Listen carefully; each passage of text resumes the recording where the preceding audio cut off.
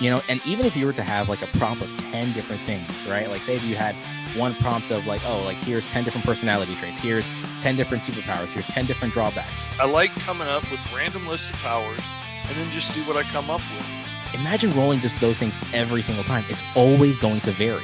The possibility of that happening is, again, like a 1 in 10 chance, but it's like, it shows that there's an infinite possibility. Always something else cool right around the corner that we can come up with, because there's no end to the prompts. There's no end to what we can roll up. We're going to be officially rolling for superpowers. This is usually the make or break. Roll for Hero!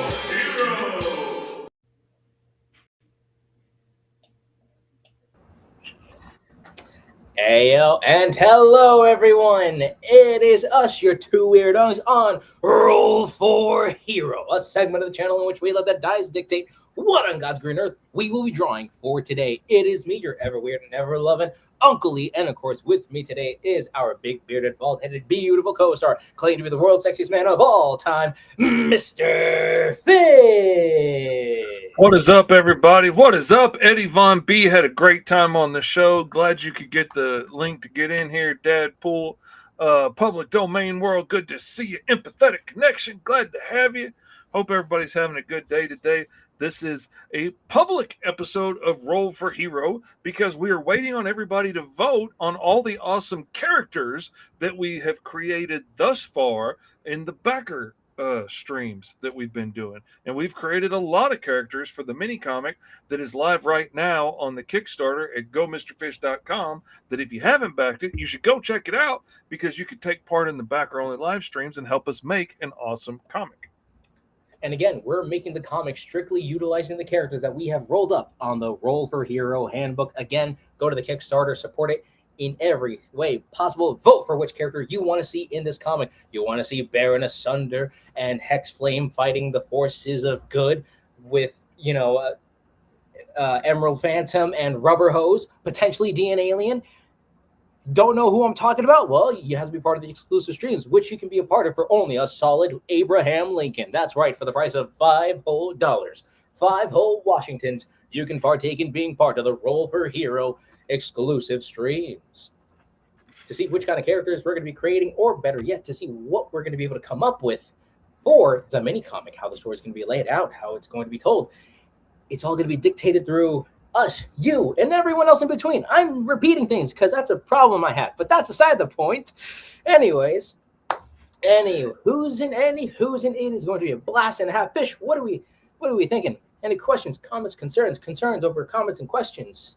Man, we've been having such a good time making these characters together. We've been having such a good time with everybody's comments that they've been throwing in and everything. It's led to some really interesting characters with some really interesting dynamics and stuff that we can play with when it comes time to write the script. And the voting is open right now in a backer-only poll and a backer-only update on the Kickstarter. So you got to check the updates on the Kickstarter. But the backer-only one has all the characters listed out, a little description of their backstory, and then a place where you can vote on which ones you want to see in the book. And so far, everybody wants to see the heroes, and nobody wants to see any villains. So I don't know what this book's going to end up being, but what you vote for is what we're going to get. I think we need, if anything, we should probably ask for clarification, because mind you, we have came up with a very good chunk of characters, like again, a solid 6 characters for what we managed to come up with. Should we show them off, or should we kind of keep that for the exclusive backers? Because I kind of want to show it off. Oh, I think we should show them off and let everybody know, because, I mean, this is to get attention, to let people know what they've been missing out on all this time.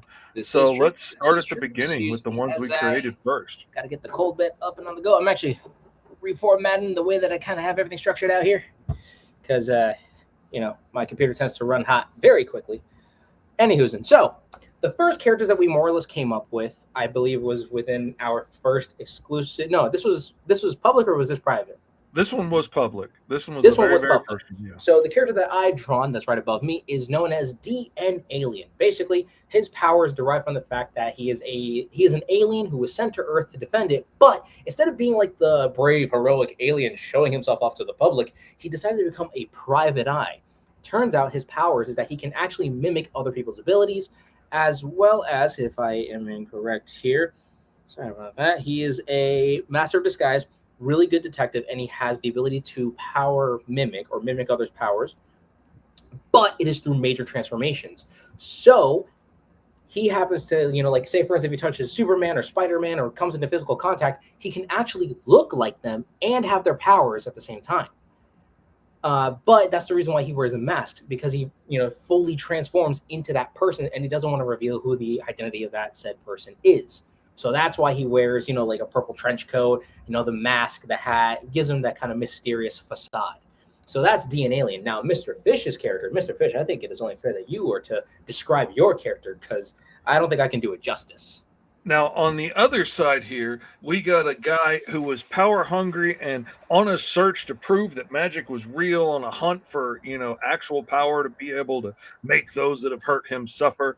And he discovers rumors of this ancient temple in the jungle. He leads an expedition to uncover this temple. And it turns out this whole temple was built around this portal to another dimension, which isn't big enough to let this ancient, terrible god through, called Void Rain.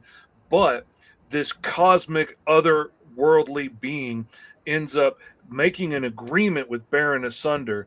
And as long as he's going to be his avatar on Earth and do his bidding, he gives him this suit of armor, this magical high-tech suit of armor that lets him absorb any energy that's thrown at him and turn it into burning fire that could lay waste to the world and set everything in place for Void Rain to be able to come out into this world and take over and consume it. So he's ended up spending years creating a cult of followers, and they are secretly taking over everything. They're collecting all the artifacts and equipment and scientists and things that they need to try and break this thing open. But along the way, somewhere, Baron Asunder realizes that if he lets the boss out, he's just going to be a lackey on a chain, and he's not going to be in charge anymore. So now he's trying to keep stuff balanced enough to where he can keep the master happy, but not have to open the door all the way. And I think that is going to lead to some really interesting story elements and potential problems. Finally, Eddie Von B votes for Void Rain. Thank you, man, because nobody was voting for the bad guys.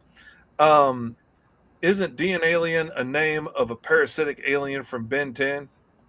Could be. I believe so. Might have been from like Alien Force or something like that, but I think those were the enemies. So D and Alien. Oh yeah, the ones that like got on you and like turned you into the okay, yeah. But that doesn't mean we can't use the name. Just means we can't put it on the cover.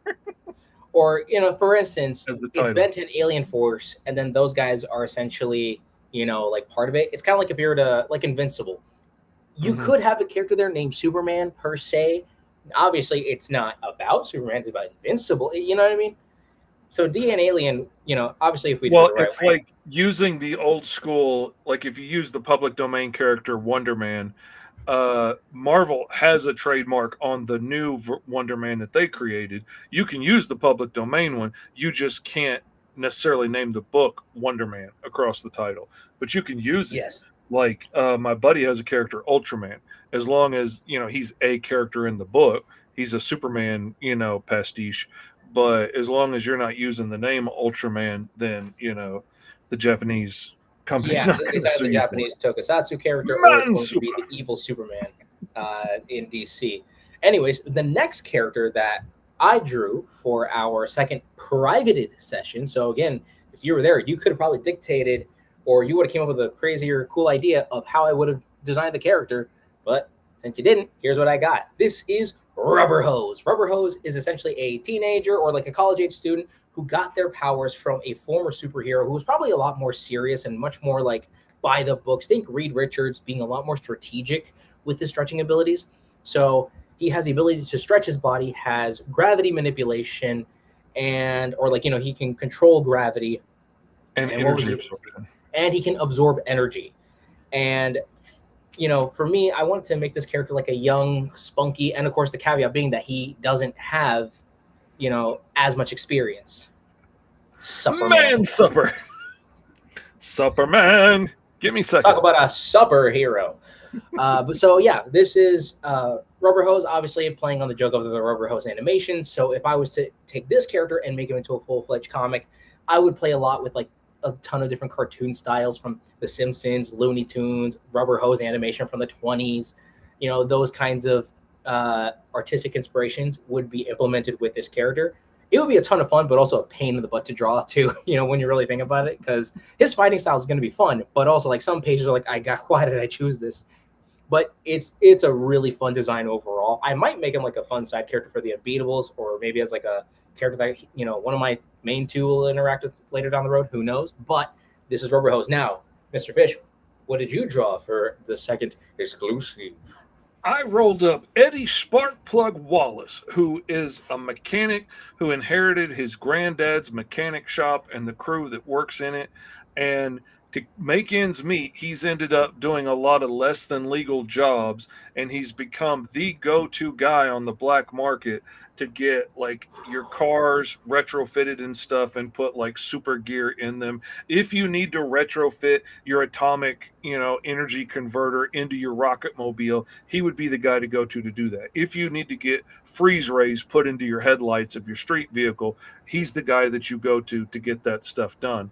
And so he keeps a lot of less than legal equipment and stuff moving through his shop, but he uses his power of inspiration and intimidation to encourage people to pick him as the best guy for the job and not to cross him. And if you do end up pulling out the guns and try and rip Eddie off, then he can use the force fields that he generates out of sheer force of will that he focuses through this ring that he inherited from his grandpa. And he can create force fields and stuff to force you all the way out of his shop and protect the entire shop and everybody in it. He does a lot of less than legal things, but he's doing it to make sure that all of his guys can keep their families fed. And he will be the first one to throw himself in front of a hand grenade to protect his guys. So he's not an evil guy, but he's not a good guy either. He's the way that I would say it is that he's like a lawful good villain, where he's doing right by his crew because he's trying to ensure that they have jobs, that they get paid, that they keep their families fed, that they, you know, have their lives intact. He's doing it out of his own sense of responsibility. Whether or not you agree with what he does is irrelevant. He wants to make sure that the shop stays open with his grandpa's name on it and that everybody stays fed. So he's going to do what he has to do. For answering Benjamin's question here, what was it? Intimidation? Is that a skill? Can't tell. I think it was either inspiration.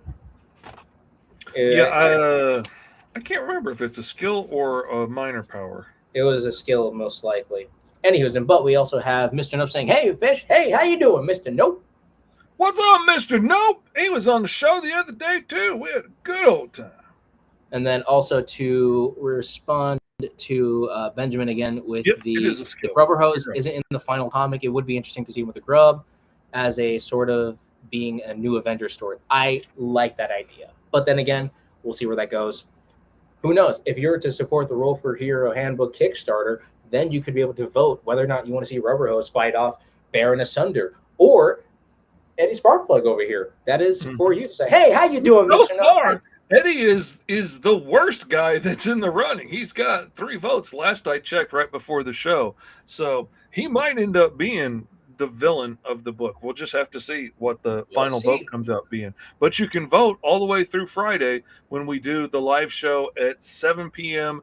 Eastern, 6 p.m. Central. We're going to be doing the live show where we're going to start working on the script. So we're going to take votes until then. So get out there and vote. And then Monday, we rolled up these characters. And I really like these characters. Yes, because these characters have such like a tie. Like, again, what we ended up kind of coming up with here is that there was such a tying notion, or like they're very tied to Baron Asunder. Again, what we kind of came up with. And we both rolled that we're doing it out of a sense of responsibility, I believe. Yes. And then I rolled a shady past, and I owe a character on the other side of the law a debt. And I was like, okay, we have to tie these 2 characters together off of that. And that came up with this really interesting idea. I'll let you tell about your character. So my character's name is Hex Flame, again, named by the awesome chat that was part of the exclusive stream. Basically, she is, Again, I really need to be a lot more professional with this. There we go. She is obviously a character that has a sense of responsibility, carries an ancient curse, a family that carries an ancient curse that gave them one major and one minor power. The major power being winged flight, and the minor power being energy absorption. But the caveat is that her powers are poisoning her, but not in the way that you're thinking. It's more like poisoning her humanity because the more she uses her powers, the more dragon-like she becomes. So we were thinking that maybe that these two characters were kind of like sisters that were on the same relative like expedition as Baron Asunder before he became Baron Asunder. But I had a really good idea on this that I wanted to share with you, and I haven't had a chance to do it until now. So I'm going to surprise you live on stream. But I put it in the descriptions on the vote. I thought it would be really neat if her parents had like snuck onto the expedition, hoping to be able to find a cure for the curse, for this family generational curse that keeps turning him into these dragons. And I could see her parents, like her dad wearing a hat and an overcoat, and maybe her mom wearing a hijab to try and cover their horns and stuff so that people don't see it. And hoping that they could find a cure before their daughter started to show any of the signs. And so they go on this expedition where Hope's parents are too, as anthropologists trying to study all this interesting stuff. And so when everything starts to go to heck in a handbasket and energy beams start going out and the temple starts to collapse around Baron Asunder when he's making this deal, that she jumps in front of a lightning bolt of magical energy that's going to like fry Hope, and then that absorption of energy kickstarts her mutation, and now she feels so guilty for her friend being turned into a monster, which was a family thing that was going to happen anyway, but she doesn't really know that, because they hid it. So as far as she knows, this girl saved her and got turned into a monster for doing it. And so she spends the rest of her life trying to find a magical cure to be able to save her friend and stop this evil from coming into the world and all of that stuff. So I was just throwing that out there, but we can do whatever. So yeah, but amazing storyline for sure.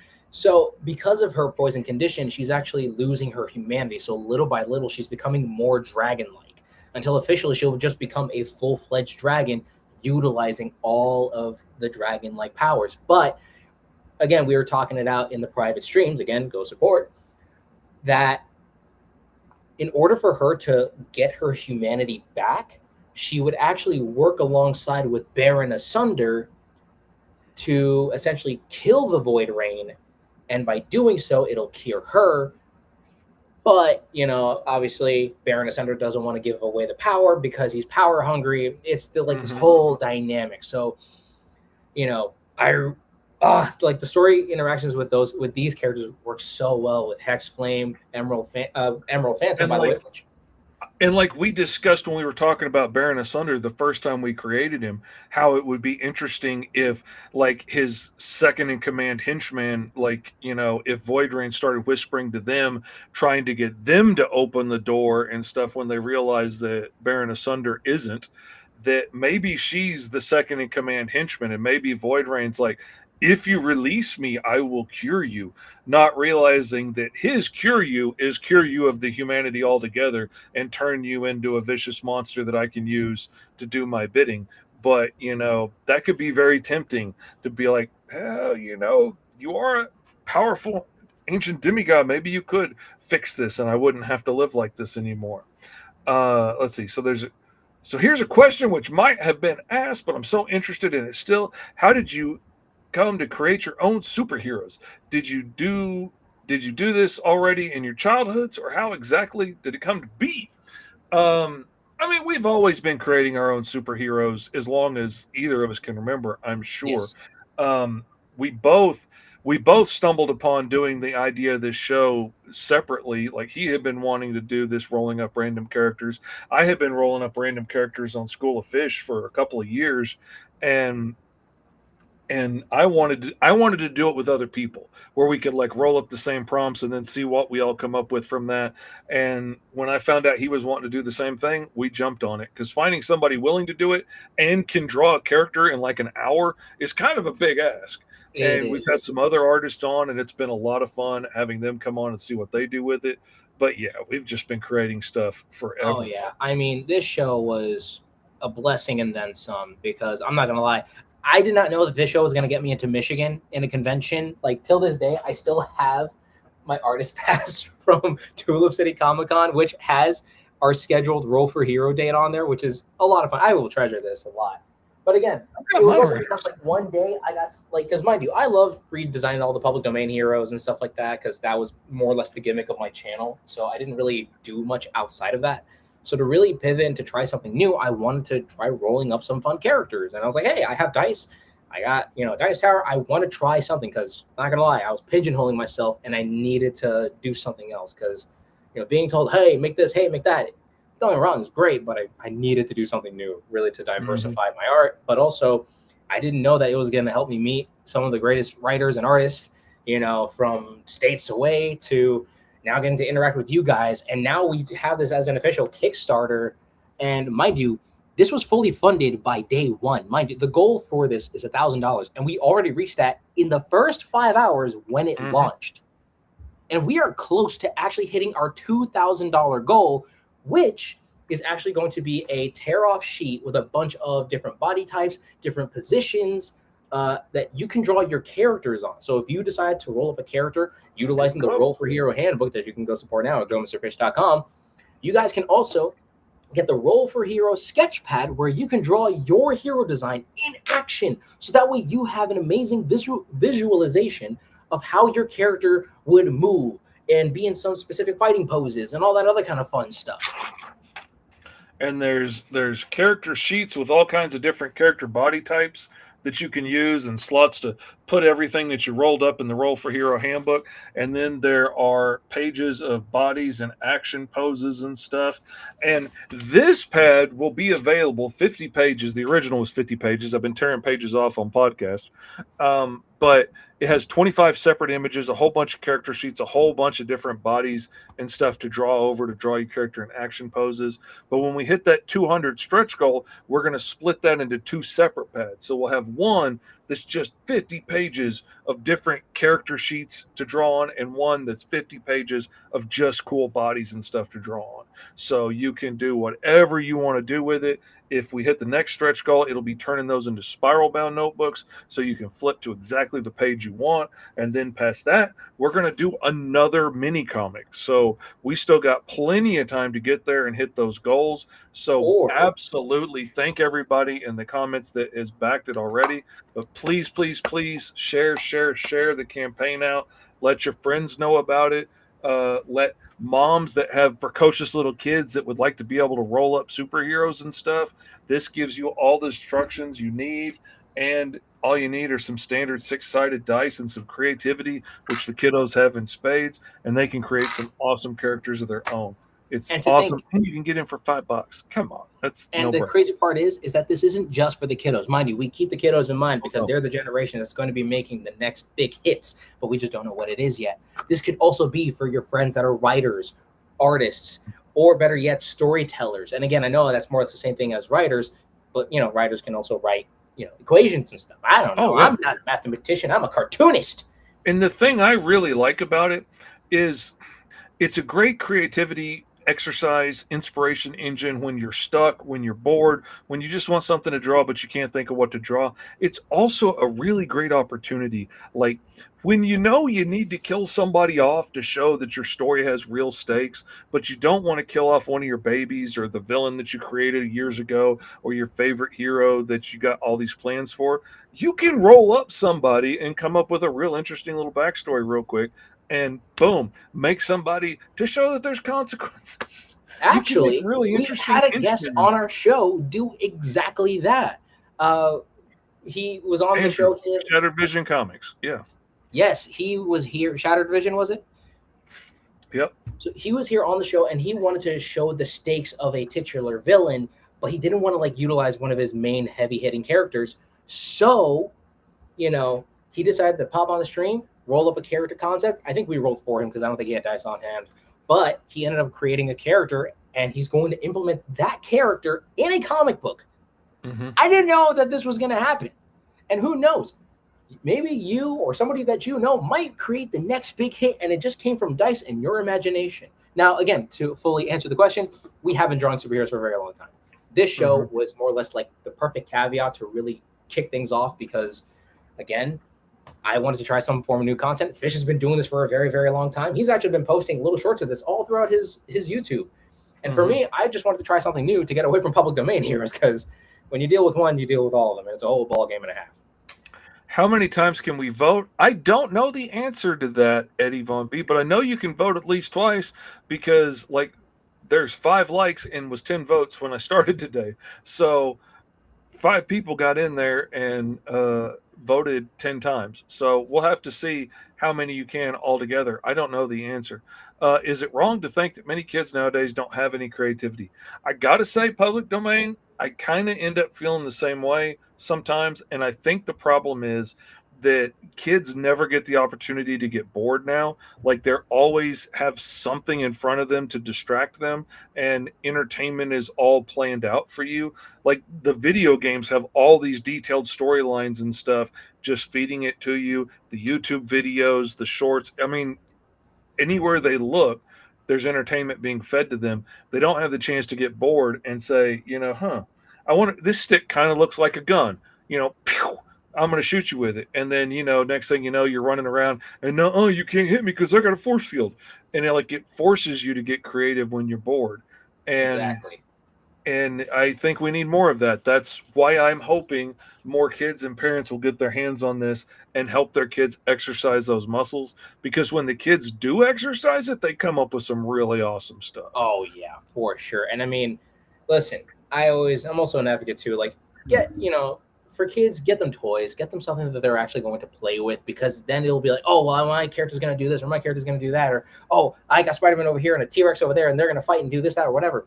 Like, let them be imaginative. One of the best moments in my life is obviously the fact that I can, when I was a kid playing with toys, getting to come up with all these really cool and interesting ideas. It was probably one of the caveats that made me a storyteller and, had me desiring wanting to create comic books as what I want to do as a career, And also boredom led to my older brother being a musician. Little brother actually got to be an entrepreneur because boredom is, like, weirdly enough, nothing is actually the caveat that begins something new and something interesting. But I'm also not from a normal family. So, when your dad's a pastor and a rock star, it somehow conflicts, and it's very interesting. Only let me do it one time. It can only vote once, and I can't vote again. And then you should roll one now to show as an example. Maybe. Then also to touch on to other ones here. What's it called? We have Dragon Game saying, Emerald Phantom, I owe you for saving me that blast Hex Flame. Then stop trying to get in my way to trap Void Rain and help me kill him. Ooh. That line kind of goes hard. Another backer while we were talking. Look at that. I just left a comment on the update. Since you guys let me know that, thank you very much for letting me know it only lets you vote once. Leave a comment on the update with your secondary votes, and we'll count those up too. So again, that'll be a good way that we can leave. I feel like we should also clarify. Make sure you also vote for a villain as well. As much as we love to see heroes duking it out, which he did, and thank you, Eddie. So obviously, when you come to Michigan, I already went to Michigan. This past It was a while ago. Oh, it was right before it was right when the tulips started coming out. In Holland, Michigan. It was April, March. I can't remember. It was after your wedding. So when were you wedding? So it was in April. It was sometime in April. Okay.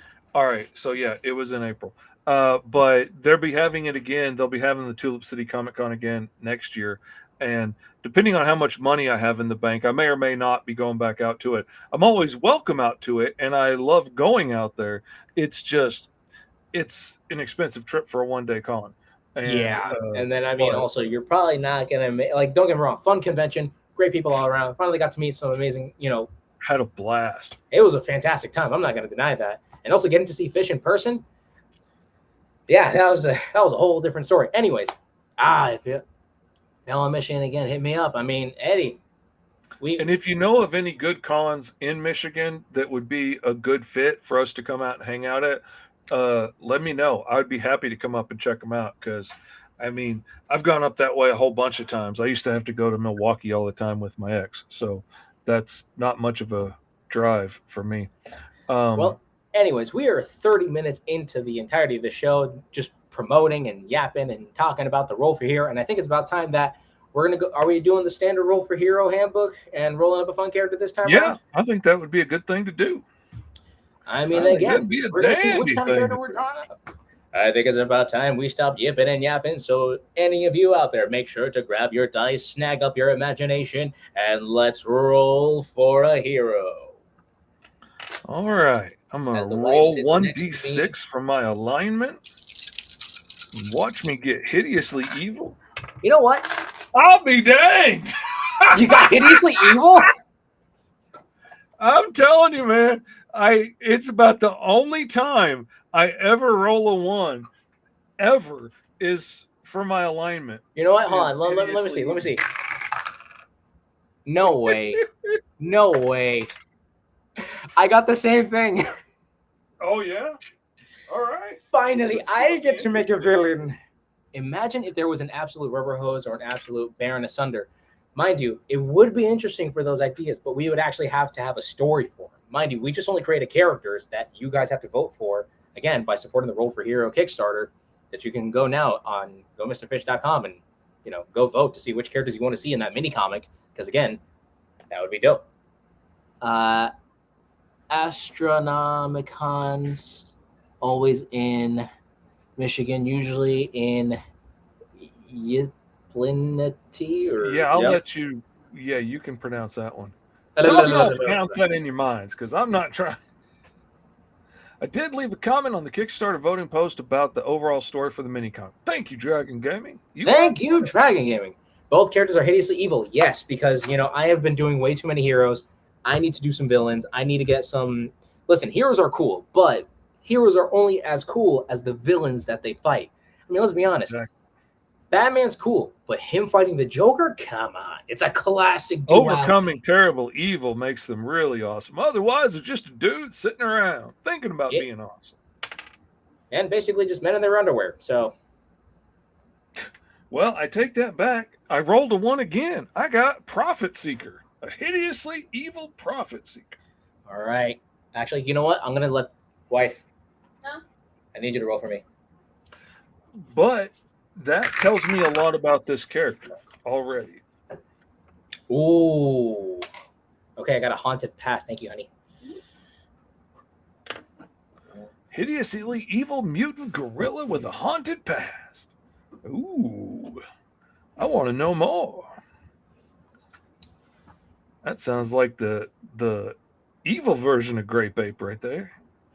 All right. 4d6 for ye old origin table. All right. H-A-U-N-T-E-D. Haunted past. All right.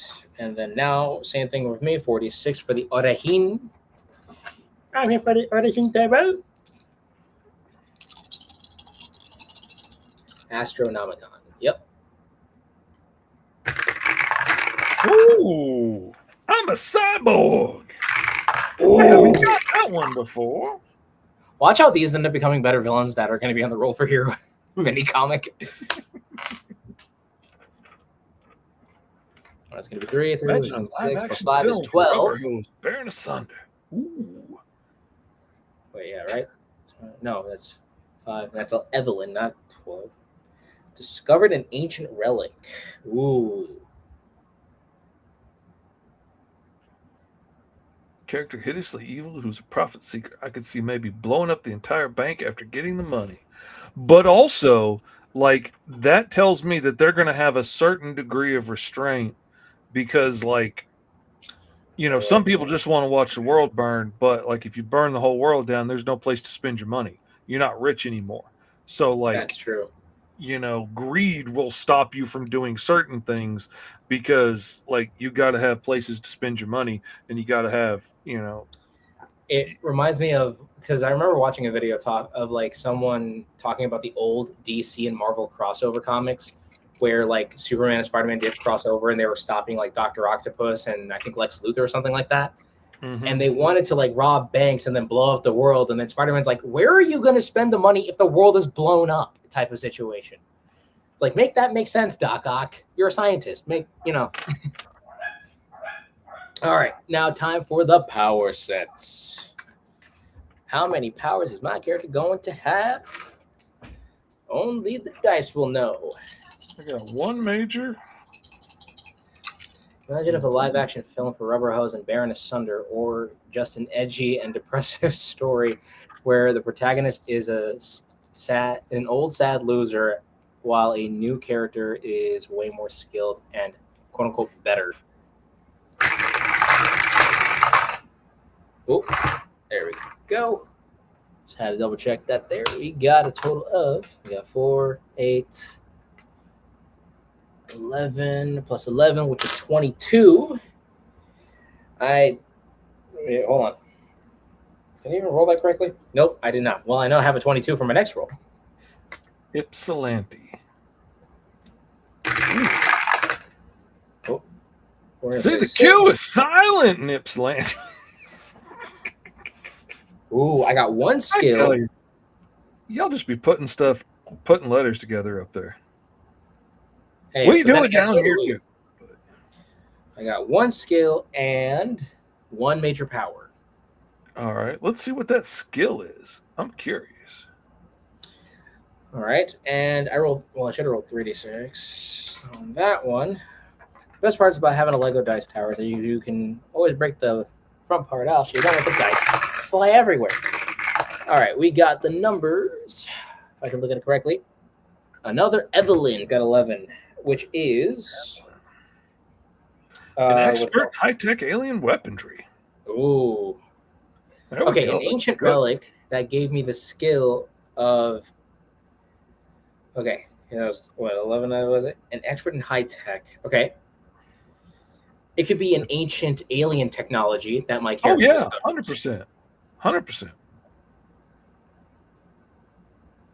All right, I got a major power, so I'm gonna roll 6 old d6. Let's see what we come up with. Let's see, 1, 2.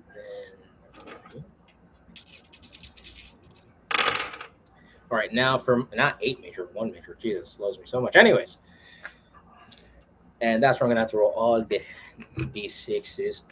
Also, sorry if it looks a little different than usual from my side of things. I'm trying to make sure that my computer stays nice and cool whenever I stream because my laptop overheats very quickly given the amount of stuff it has to do. 15, 20. Doing the videos and the having to do the video streaming to my iPad, still doing all this at the same time. It's a lot. And we got. Oh, I love that sound. Ooh, okay, I got a lot of ones in here. Eesh. Oh. 1, 2, 3, 4, 5, 6, 7, 8, 9. I got 10 in major power, which is. Whoa, I got flight. I got control radiation. Mind you, that is not an easy power to obtain. Like, mind you, in the this is the prototype handbook. So whichever rendition you guys are going to be, obtaining because you supported the Roll for Hero Kickstarter, it's going to be a finalized overall little booklet here. But in the prototype one, getting like a low double-digit number or a single-digit number Or very high is really tough. Or really high too. Like, mind you, getting a 10, that is not an easy thing to roll No. up. I rolled numerous little like ones, and like Which was kind of why I put like super strength and stuff there, but I don't know. I think I'm going to move some stuff around on the table for sure, and put a mix of some really good things and some really tough things to have to use sometimes, and sprinkle them at the ends more, and move it around a bit. I do have a fan on the bottom of my laptop. I have like one of those cooling beds. Ben, thank you for looking out though. All right, and I have flight. So I essentially got high-tech alien weaponry skill and the ability to fly. Now that could also mean, getting to see how that works out is very. Oh wait, hold up! Before we continue any further, we of course need to have the caveat. The monkey Hold on, wrench, the modifier, the thing that I'm not makes done rolling yet. Oh, you're not done rolling yet. Well, I gotta roll my modifier. I'm gonna wait for you then. All right. So in high-tech alien weaponry. Now, you know what? I'm gonna see if I can kind of go off of a different culture this time around. Because funnily enough, when preparing for the private exclusive stream, again, go to the Roll for Hero Kickstarter so that way you can be a part of getting to see how we, create a comic book from beginning to end. Be great. I actually was drawing a bunch of like old villains that I came up with as a kid. Actually, I have the sketchbook right here. I got this old sketchbook, and in it, there's like this one page that has all of these like old like supervillain designs that I came up with, and they were all just like little interesting dudes. And one of them was just like a big old meathead, if you can even see it here. This is this guy, and that was it. And I was like, I gotta redesign this guy. So I eventually went back to it, and I gave it like an Aztec, like golem, kind of style. Really wanted to play with a different culture, and just get to play with the concept, like on a visual aesthetic. So it was very, very interesting getting to see how I could take old ideas and just make them brand new.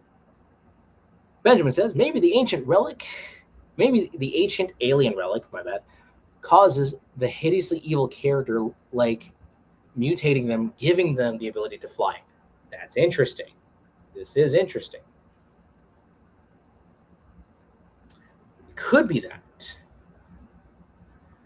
Or like, I like the kind of like the was it the engineer from Superman? Was it? Like she can like change her body into because of like nanobot technology or something? Mm-hmm. Ooh. Okay, hold on. Now that I said nanobot, thank you, Benjamin. Now you're kickstarting the little imagination brain space, but we have to see what the caveat is, though. You got your caveats yet, or are you getting your powers? Yeah, I got mine. Mine is my power comes from an artifact, which I'm going to count as my cybernetic implants because that just works for being a cyborg so well. I will say, if on the updated book, I think we should not have 7, 8, and 9 be like the most annoying ones to roll up. I swear, every time we got those. I mean, also, it's just a me thing. It's primarily just the me thing more than anything else. Because I think of the automatic, like, first thought of, like, oh, poisoning, time limit, or time's up, or that kind of whole thing. Like I said, first thought that always comes into mind. I mean, a haunted past having a relic embedded into the character. Ooh. Okay, but we'll hold on. The caveat is happening here, and this is going to be the make or break. And the caveat is number 6, major transformation. I'm not against this one. I actually like this one because it really does help me go for major transformation, because then it really lets me go all out for the villain design. It's kind of like a henshin hero, or like an evil villain from a tokusatsu show, because those guys can just be all out crazy in design. Which, by the way, I didn't realize this until like a little later on. Like, if I had to, I'm like a couple years old in knowing that in Japan, the concept of like businesses having their own little like superheroes is part of like their little culture. So like you can be like a doctor's office and you can have a tokusatsu like Kamen Rider / Power Ranger style hero promoting for that doctor's office, or something like that. They're known as local heroes, and I'm so upset that we don't have that here in America, because so many people can take a business and turn it into a superhero, and I'm so annoyed that we don't do that. But all to say, though, major transformations are always interesting because of the fact that I can just go all out in the villain designs, especially because I'm really trying to take a lot more from anime inspirations. Now, Fish, you look like you're brewing up something in the brain space there. Well, I forgot that my character was hideously evil. And for a minute, once I got cyborg, I was thinking like a street level dude with like bionic implants or bionic arm and leg or something. But once we get into hideously evil profit seeker, I'm wondering if maybe this isn't like a big dude that, one of his lab experiments is going like the twins from Invincible, like a big buff scientist dude who has experimented on himself before, but one of his experiments goes wrong and blows him up, and he builds cybernetic implants to fix Mhm. himself, and now he can control You radiation, could. and he's a technopath. I was gonna say, if anything, you could kind of go like the criminal, like underground route, where maybe he's like, some kind of a like high-ranking mob boss that uses cybernetic implants. Maybe, like, funnily enough, in my comic book universe, I have the group known as the Mechanical Mafia, but they're literally like android robots that look like 20s style gangsters from Chicago. Mm-hmm. So I mean, you could probably play with that kind of aesthetic. Maybe they're either like like a street gang of some kind. Maybe that you can play into an aesthetic.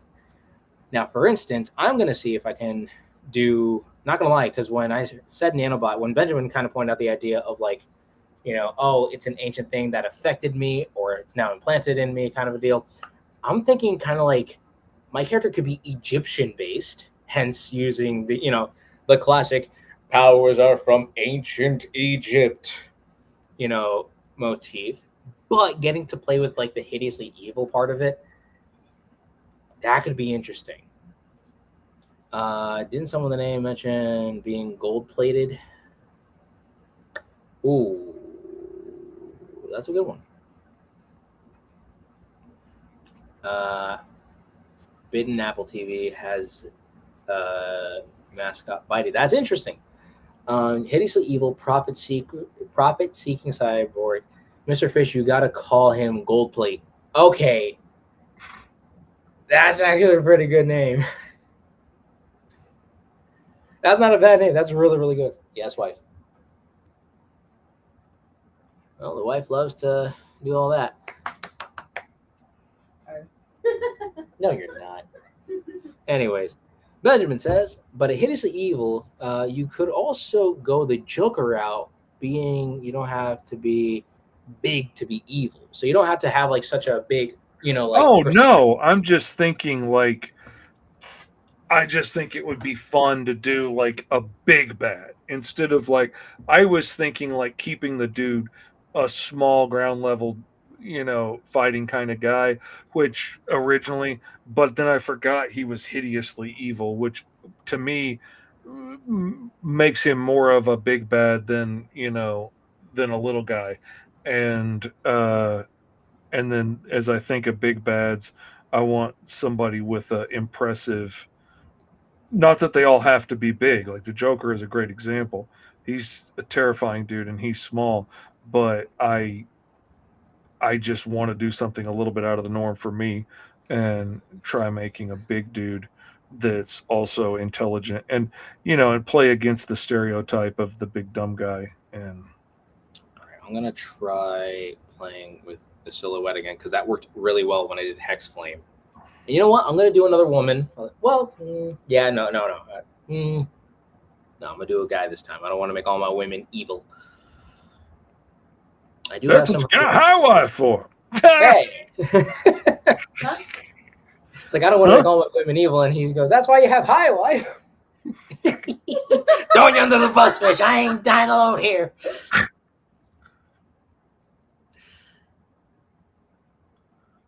All right. Boom, boom. See, I know there's the delay in her not paying close attention. So Oh, no, I she's figured I invested. got a window to get away with Oh, it. I'm reading a book, that's why. Yeah, she is in her own little world right now. I'm also listening to music, so that's if I'm yelling, I'm sorry. She can't hear me. Honey, are you there?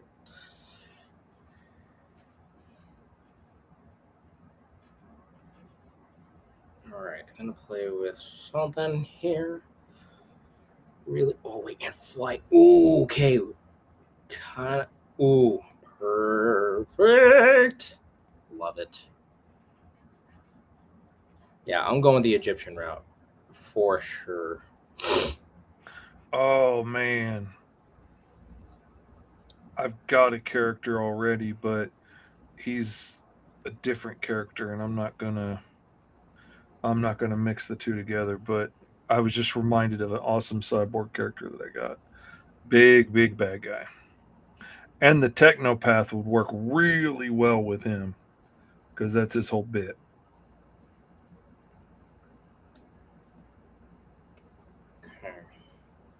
So I got some wings going on over here.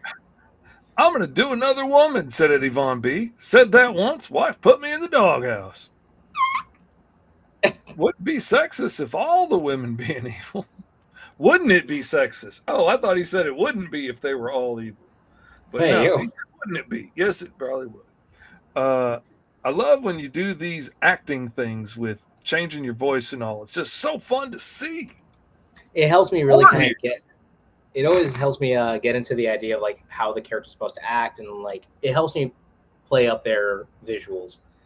Like for instance, I tend to do this one villain voice a lot, and the way that I would describe it is like Megatron from Beast Wars Transformers. Like, yes. And I use that voice to for like one of my big bads for my comic. His name is the Boss. I took the public domain character Crime Boss and I just made him like his own thing. So he's a really civilized yet very threatening kind of a man. One who doesn't necessarily care per se about a hero. He could brush him off to the side. But if you make him angry, the gravel in his voice, the intensified tone, he would be sick of it. Like you can hear that, like the gradual progression of going from soft to what could be gentle to eventually wanting to strangle you, by your neck.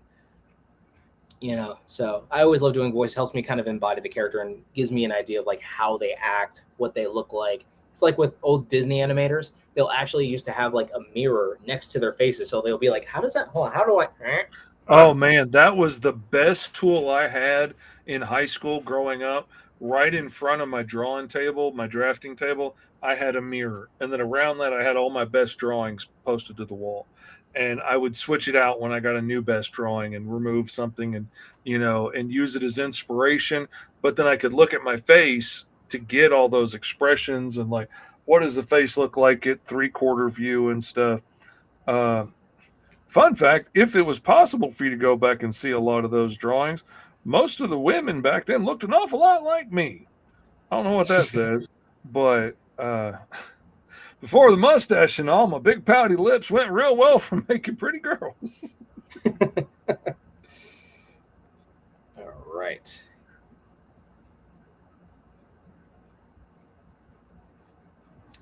I never really understood why we started doing this. Like, I don't know. Some artists have done it. It's also done in TV shows where they do like a raised leg for a flying pose.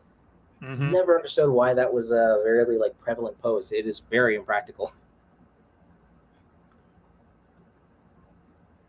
I think it's the showing the movement and showing that they're not standing on the ground, that they're not balancing their weight there, uh, is really what it's portraying quickly. Mm.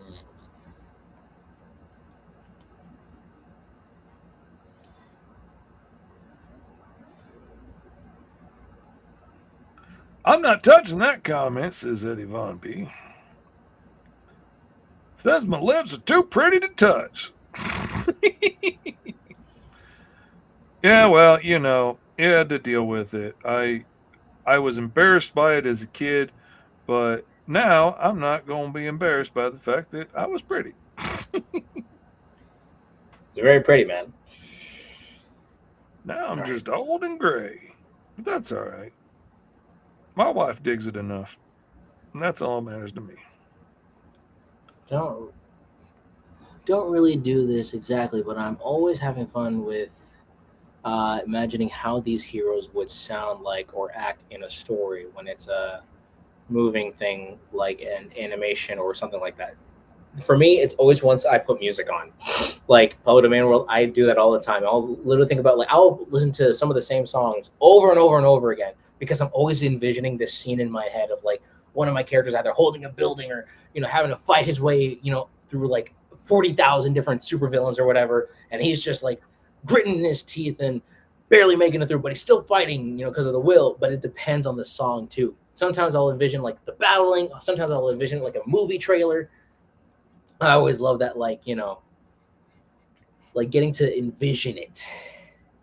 I've always admired the artists I know that are like listening to epic soundtracks of movies and stuff to be inspired with all this epic music and stuff. And I'm sitting here listening to the dead milkman. I tripped over the ottoman one too many times. Or, Istanbul was not Constantinople, when I was Istanbul. I'm just listening to nonsense songs and bopping along, having a big old time. Not listening to anything epic and encouraging and inspiring, but, that's all right. We all got our process. Yes, we do.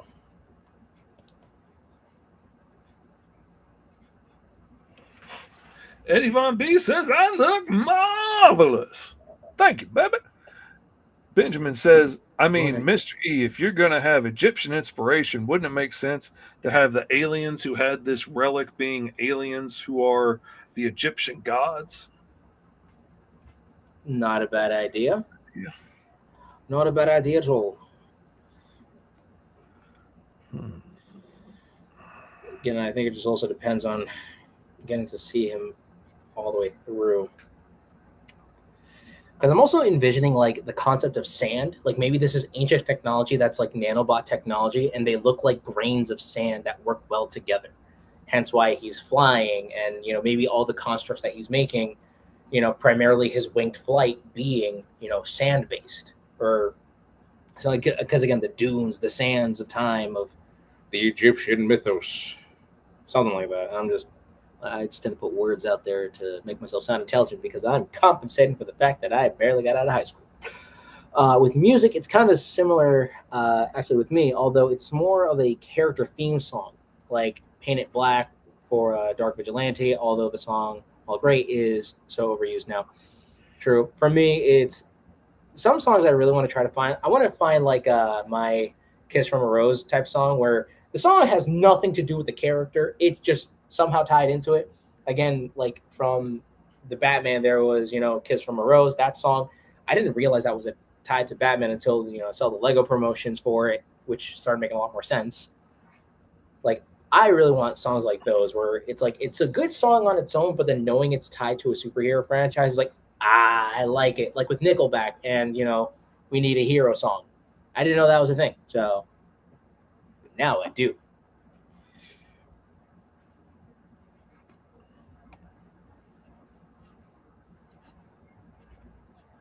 Okay, just gonna go with. I think you and I are kind of almost going on a similar vibe here because I was gonna make my dude a little bit on the buffer side, but we shall see. Would be interesting if the relic was embedded in the character's forehead, said Benjamin. Stolen hourglass of Kronos, says Sniper Panda. Ooh.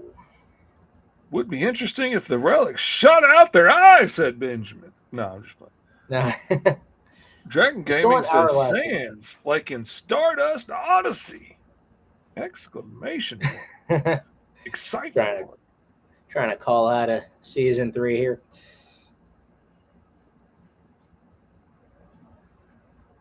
I haven't seen Batman Forever, although it's long ago, and I guess Kiss from a Rose was about the love of Batman, I guess. To an extent, like I said, the song was good on its own, but knowing that it was tied to Batman was really, really interesting. Plus, it made a great promotional song for the Lego Batman video game. True that. True that, indeed. Oh, shoot. Totally forgot about that. The Lego Batman game, doesn't that come out like this month or in August? Or September? I know we have it pre-ordered, so that's why. Nerd. Says the guy who draws men in their underwear as a career. Yep. Actually, I'm drawing them in tights. Actually, it's a throwback to the vaudeville strongman uniforms. Actually, that they would wear, which were mostly.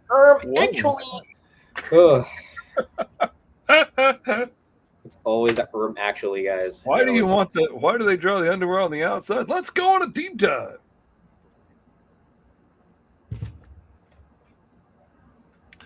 I was originally going to make the homophones as a cartoon characters as a joke, but I actually wanted to go through with it. So using like E and I literally stuck an I in the center of an I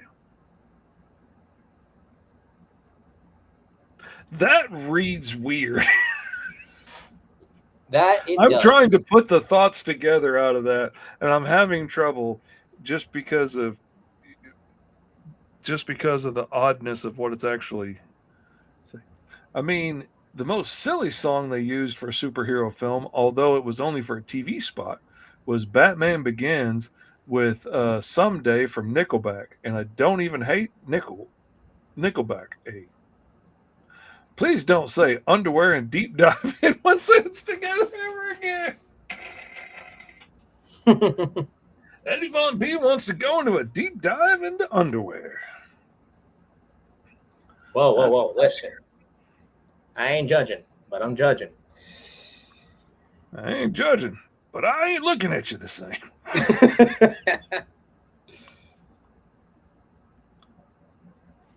I'm not one to judge. I'm one to cross the street and walk the other way, but I ain't one to judge. I'll leave that to the judge when they arrest you for all that nonsense. Yeah, screw it. Let's do that instead. It's a very muscular woman.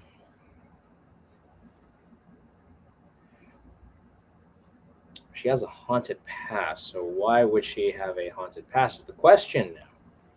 So we need to know. Be on the beauty pageant circuit. But left scars. Emotional and physical. Okay. I do like the idea that this thing was embedded into the character. Maybe she was an assistant to a very snarky and a very obnoxious archaeologist, if you will. And at the time, she was just weak and very timid. And, you know, maybe the haunted past is that this was the only person that ever allowed her to actually work and to, you know, find some type of purpose, if you will. But one day on an excavation, you know, one thing led to another. She finally got to have like her revenge. Who knows? I won't really judge, but I'll mentally judge. I thought the underwear on the outside is an homage to the strongman in the circus. Yes, that is very much the case. 100%. Now, if I'm going to do a cyborg eye, I'm going to go cyborg eye. If we're going to do it, if it's worth doing, it's worth overdoing. That's what your Uncle Fishy always says.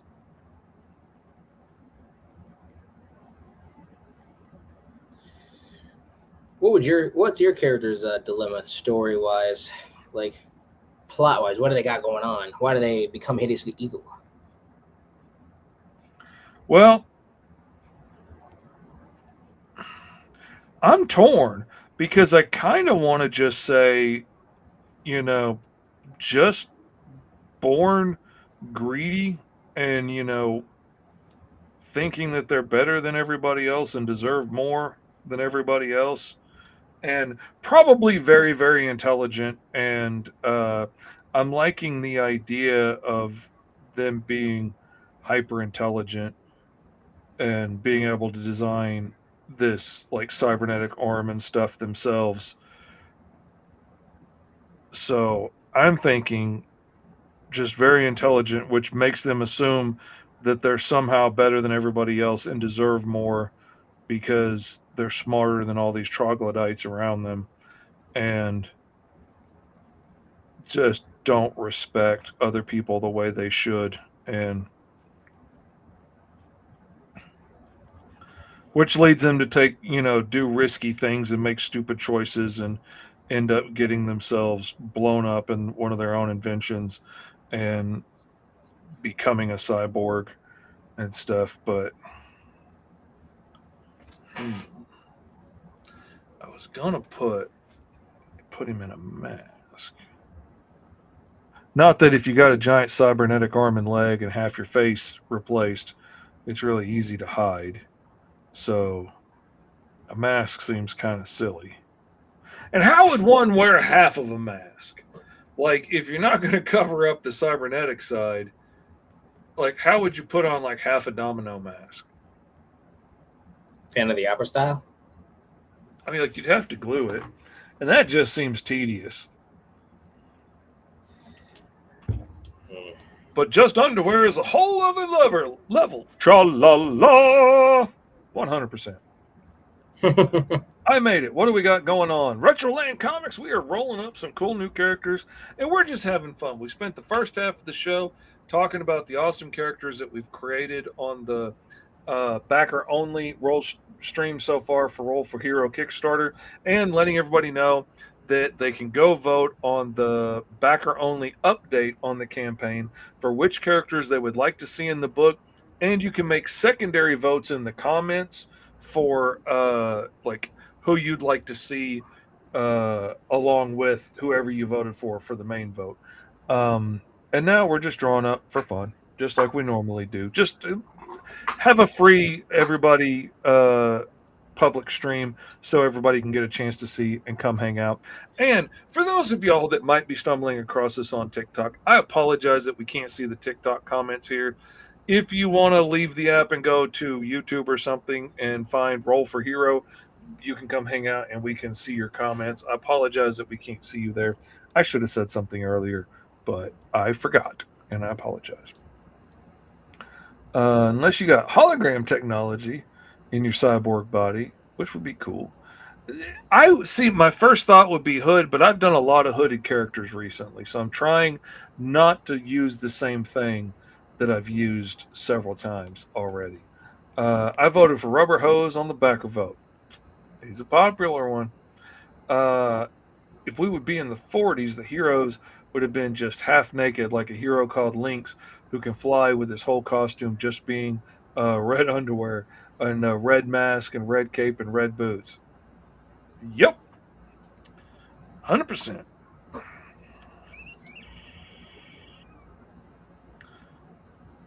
I like seeing that cybernetic eye, but I'm really liking the idea of a mask. I'm trying to play with like this style of like a levitating style pose. I want to show off like the sand aspect of her like nanobot tech or whatever. Like getting to see, I was decided to go for the more feminine route this time because honestly, I really need to. I don't think I have enough villainesses. I have villains, yes, but not enough villainesses. Hexflame, I'm not gonna lie, is one of my favorite ones I've designed by far. Oh, she came out great. Like really, really came out looking great. But that's one of those ones like, you just know in the process that you're nailing it. Like she just came out really good looking, especially in your style. Came out really awesome. Oh yeah. I would say I have a lot of practice having to draw all my friends' D&D characters because, I have a majority girl group of D&D players, my wife being one of them. So I drew all their characters. So I guess that was a really good, means of practicing. Mm-hmm. Oh, I've said it a number of times on the show, but like I was so scared that first time I had to draw a book with female characters in it because I just had never really drawn many. And now it's second nature. I'm so happy with the way my female faces come out now. And that's just a really happy thing for me that I can enjoy drawing that now and be like, oh, this is going to be fun. We're going to do a girl, and not like, oh my God, what am I going to do?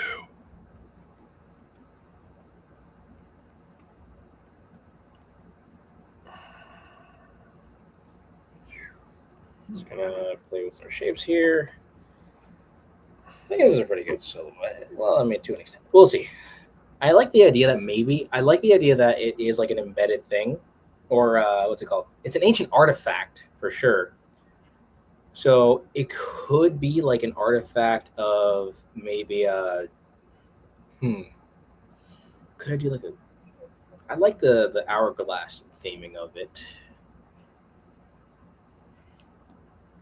Maybe triangles are I'll do an hourglass. I'm gonna try my best to make an hourglass work because I like the idea that the sands of time, that kind of whole vibe. And then I could go a bit more because again, she has to go through a major transformation. Well, do I want to go the Toku route? Kind of make her like almost a full, like just go bonkers with it. I think I already am. Decisions, people. These are the hard parts. Decision 2026.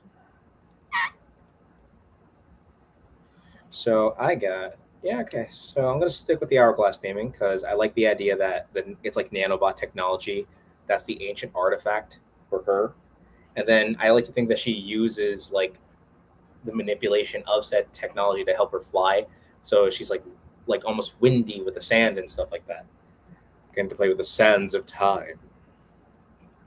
That could be cool.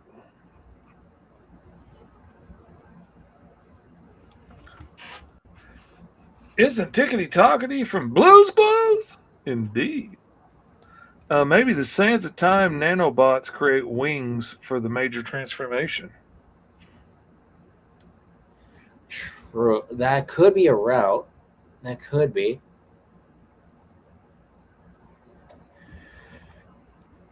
Coulda. But you see, it could. Comma, shoulda, woulda. But I think like the artifact probably being embedded either in like her head, giving her the ability to control it. So like I was thinking that her hair could also play an overall like part of it, like Medusa from Marvel. Get into control. All of that would be very interesting. Because you're now in the line art process. I'm still in the sketching phases here. Not a race, but would be nice to make sure I get some stuff done on time. Oh, it's not a race at all. It's only a race against the clock is all. Or it could be like one of those partial helmets that looks like, or that has like that hourglass silhouette.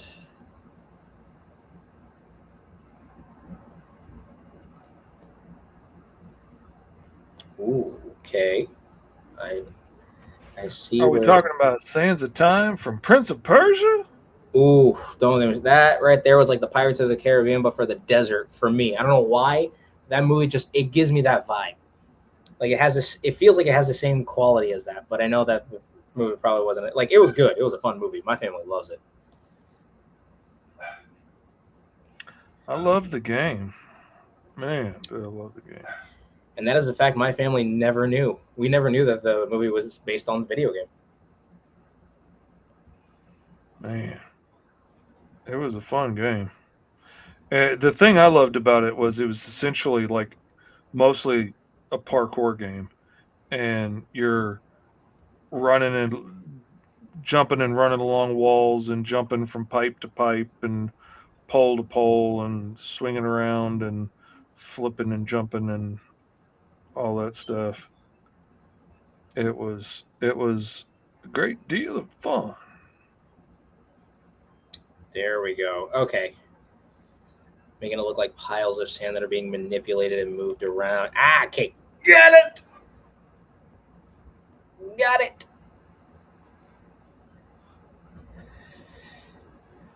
Because I was originally going to go for like a bug vibe, but I'm like, it's overdone. It's been overused, especially with Egyptian stuff.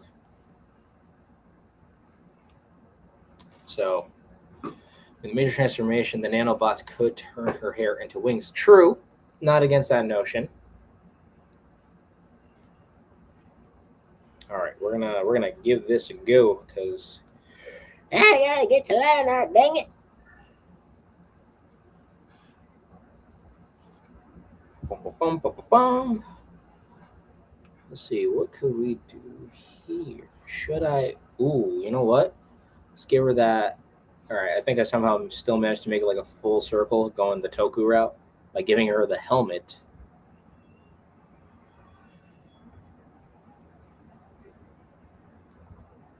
And it just now happens to fully cover mostly her face. Still get some of those face in there. Oh, look at that. Perfect.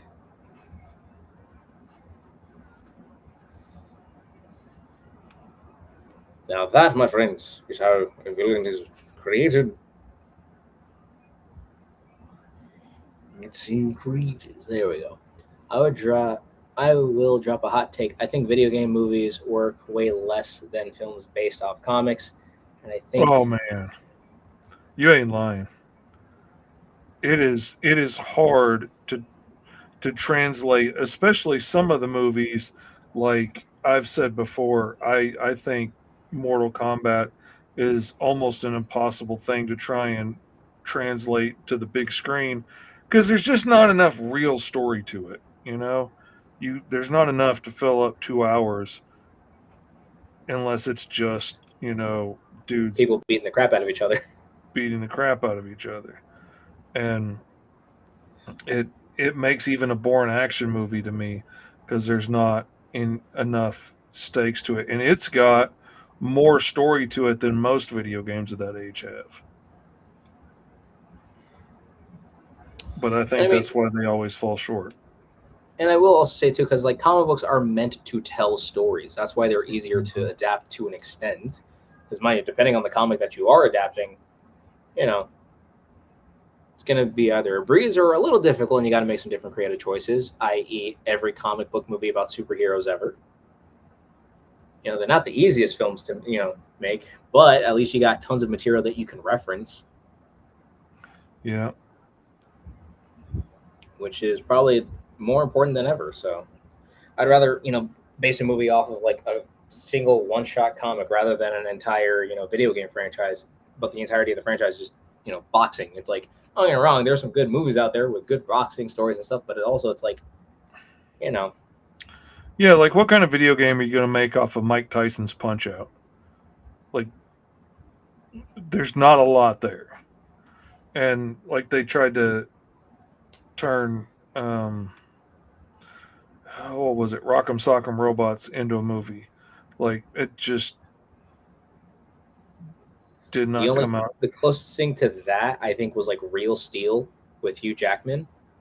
Which was Rock'em Sock'em Robots. They just didn't put the name on it.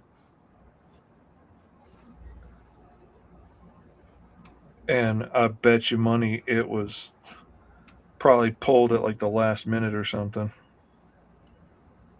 I could be wrong, but I have a feeling that was supposed to be that way, and then like Mattel was, or whoever has Hasbro, whatever, was like, yeah, no, we're not putting our name on this. I still think that movie was really good. And if it was Rock'em Sock'em Robots, I actually wouldn't have minded that either. I think it would have made the movie just as hysterical. And I'm kind of mad that they didn't make a reference to that. But then again, that would have been complicated. Because, companies got to be making everything hard to mention or reference or this, that, and the other. Because they need royalties and money. It's not like they're a multi-billion-dollar corporation. I could be wrong. I could be right. It's not like you're not already making a killing off of stuff.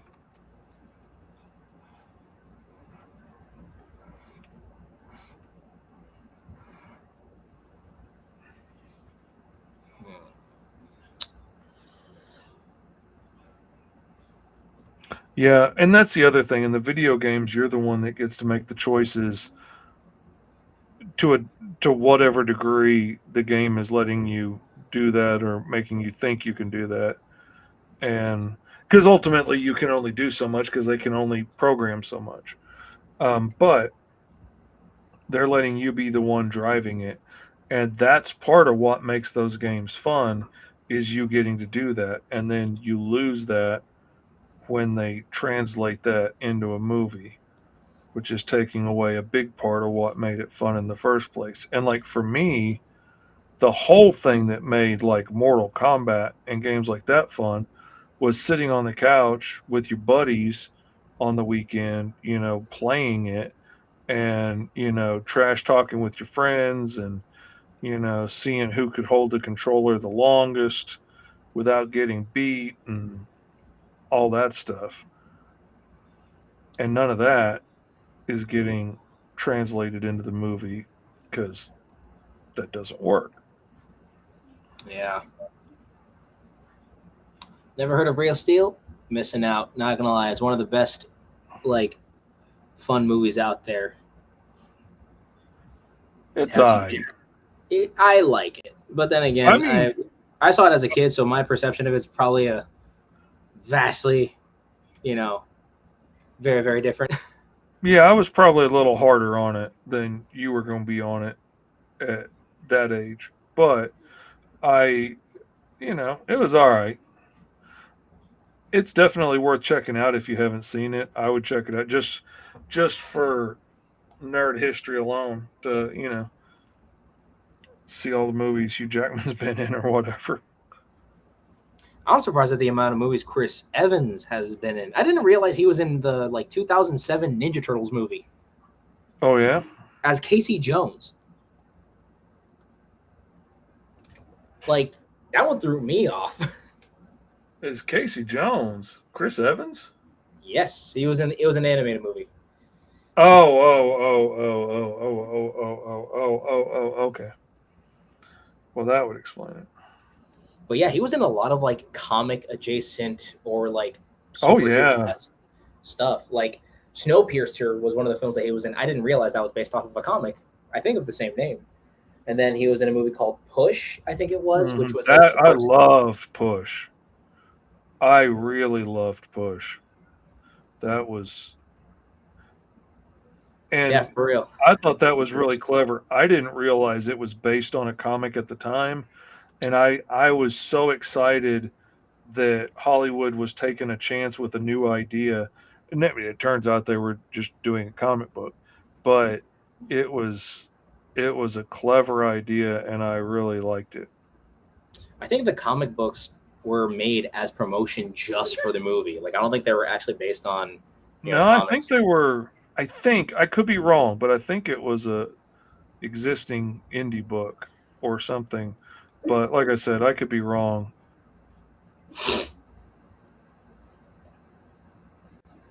Like MIB was an existing uh, indie book, but Made it by was Marvel, nonetheless. it was.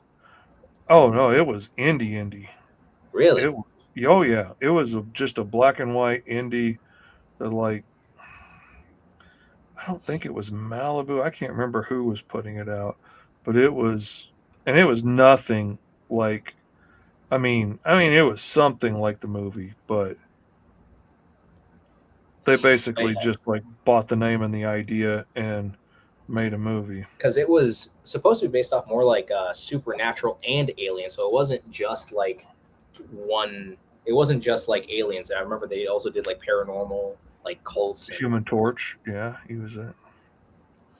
Yep. He was in the Fantastic Four, Captain America, Snowpiercer, Push. I have yet to properly see that movie, but I know that he was in it. One of my favorite content creators, Popcross, is in his new era, if you will, and he's actually made a video talking about these different movies that have good superhero premises to them, but they just probably didn't execute well, or they were just really odd films at the time. Well, and also if you don't market it as a superhero film, then the people that are really going to be interested in superhero films may not go see it if it just looks like another sci-fi film. But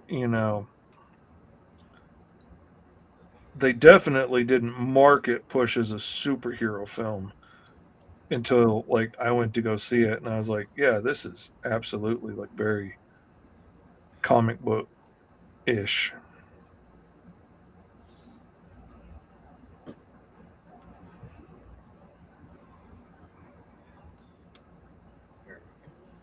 But this was before the Marvel heyday and stuff, and comic books weren't big sellers. Superheroes weren't big sellers at the theater.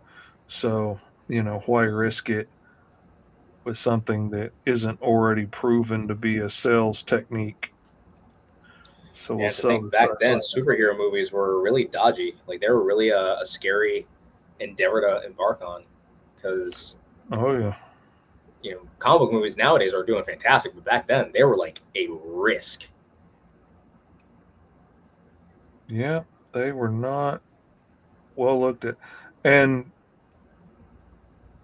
there was a lot of really cheap knockoff stuff getting thrown out by the cheap straight to video guys, like Black Scorpion was one I remember fondly that had like bad CGI. The main thing was she had this, somebody gave her this technology or something that let her like transform things from one to another so she could transform her regular car. What's up, Blue Ponds? Good to see you. Transform her car into like a supercar, and then she had a crazy outfit, and her hair was braided down into a stinger and stuff, and she wore like a skippy black leather outfit or something. I don't know if you know Lupons. You probably know because we're on all the same shows and in all the same comment sections together all week long. But if you don't know, the Roll for Hero Kickstarter is live right now. And this is one of our public streams, but we've been doing a series of private backer only streams. And we have created a whole mess of new characters. And the voting is open in a backer only poll right now to vote on which characters the backers want to see in the mini comic that we're creating together on said live streams. So if you've checked it out, thank you. If you haven't, what are you waiting for? Get over there and give it a look. Give it a share while you're at it. Let people know. Spread the good word of Roll for Hero. My old buddy Fish over here is out here making some awesome stuff. Y'all should go back it. And then they will, and then we'll get rich. And then we Make won't tens have of dollars. money anymore. As T.S. Luther would say, we will make tens of dollars. Absolutely. Got a little change in my pocket going jang-a-lang-a-lang.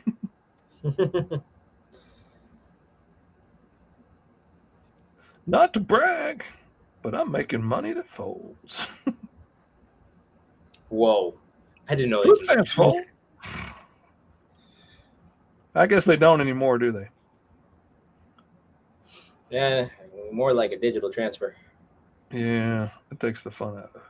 Yeah, it does. That's the reason why nowadays I just say, make sure to chip it, tap it, Bluetooth it, AirDrop it, Spotify it. I don't know what you got to do. Just keep it legal. Mantis.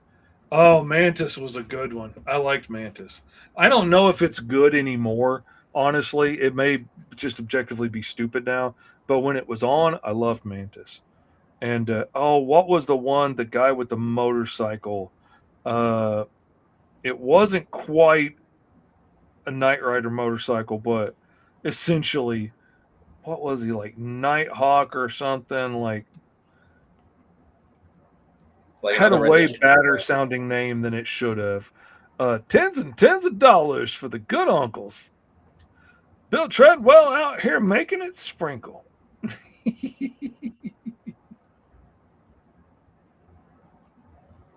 I tell you, one of my favorite gifts is that dude with the $1 go. I send that one so often. Did no one notice when I said that Chris Evans was in the red one? No, I didn't see that one. I apologize. Sniper Panda says, all the human monies. That's all we need. That's all we're asking. For just the price of one reasonably sized home in California, you too can make your uncles happy. Take away their financial woes.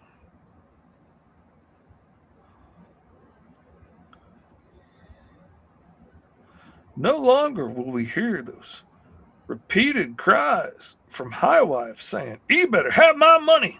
Oh no, those days will be over. That would be nice.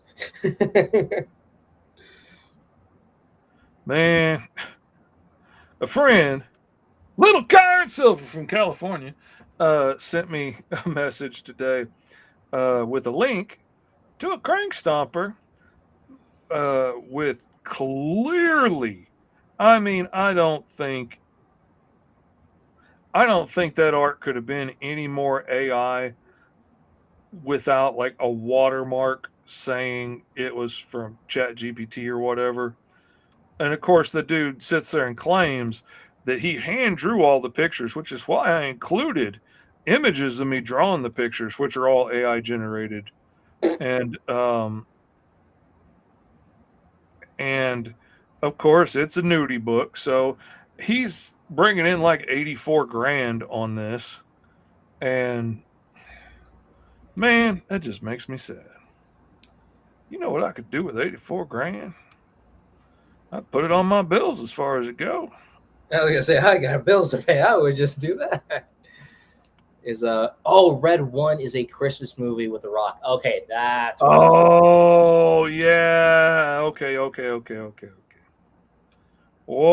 now. Yeah, That okay. is, Yeah, you betcha.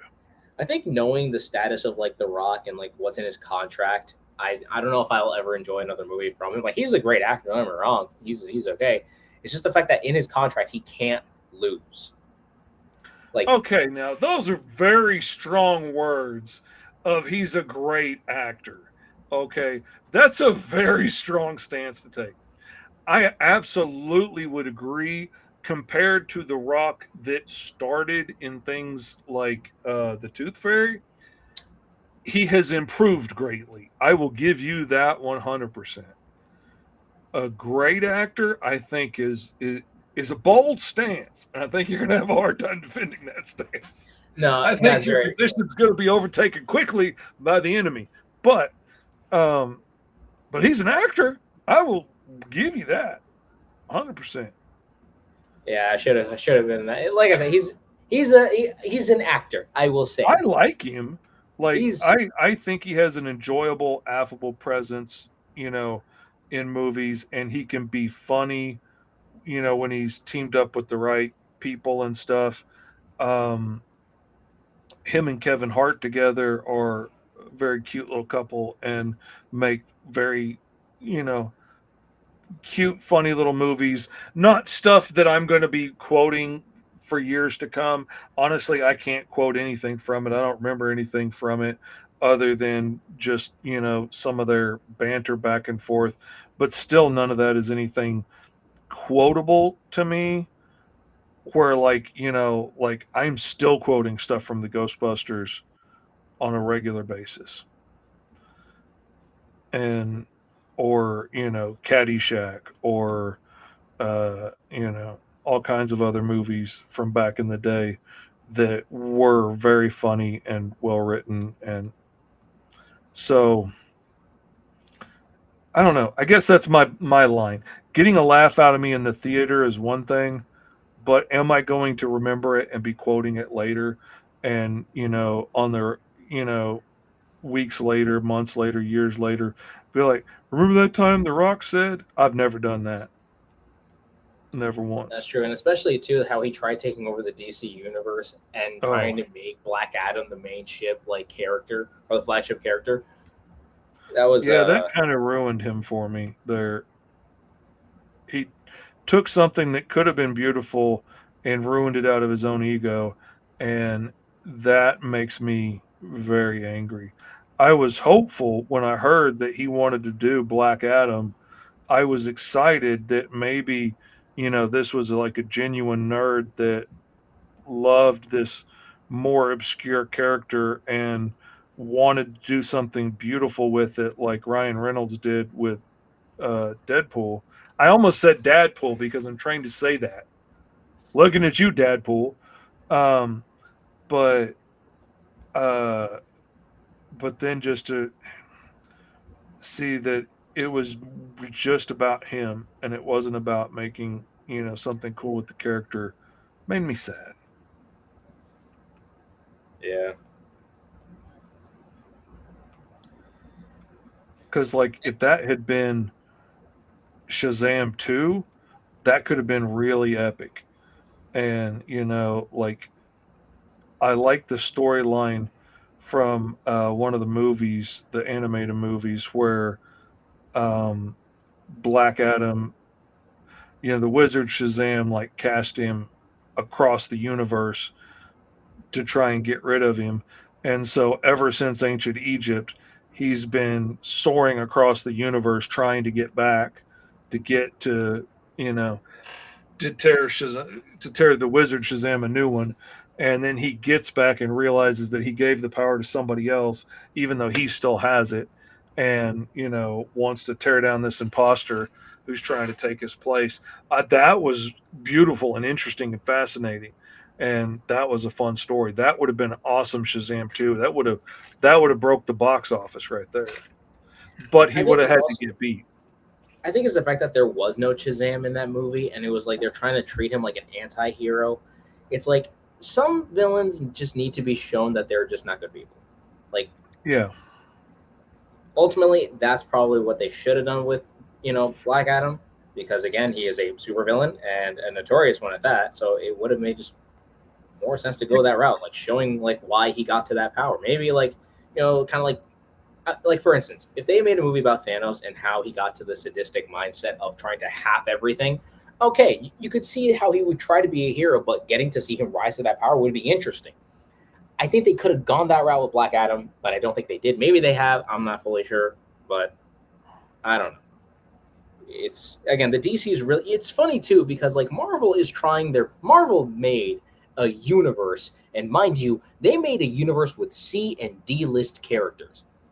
Captain America, Iron Man, Thor, they were good books. They were very notable, but mind you, by comparison, Oh, they X-Men, were not. Spider-Man, They were not the stars by any stretch of the imagination.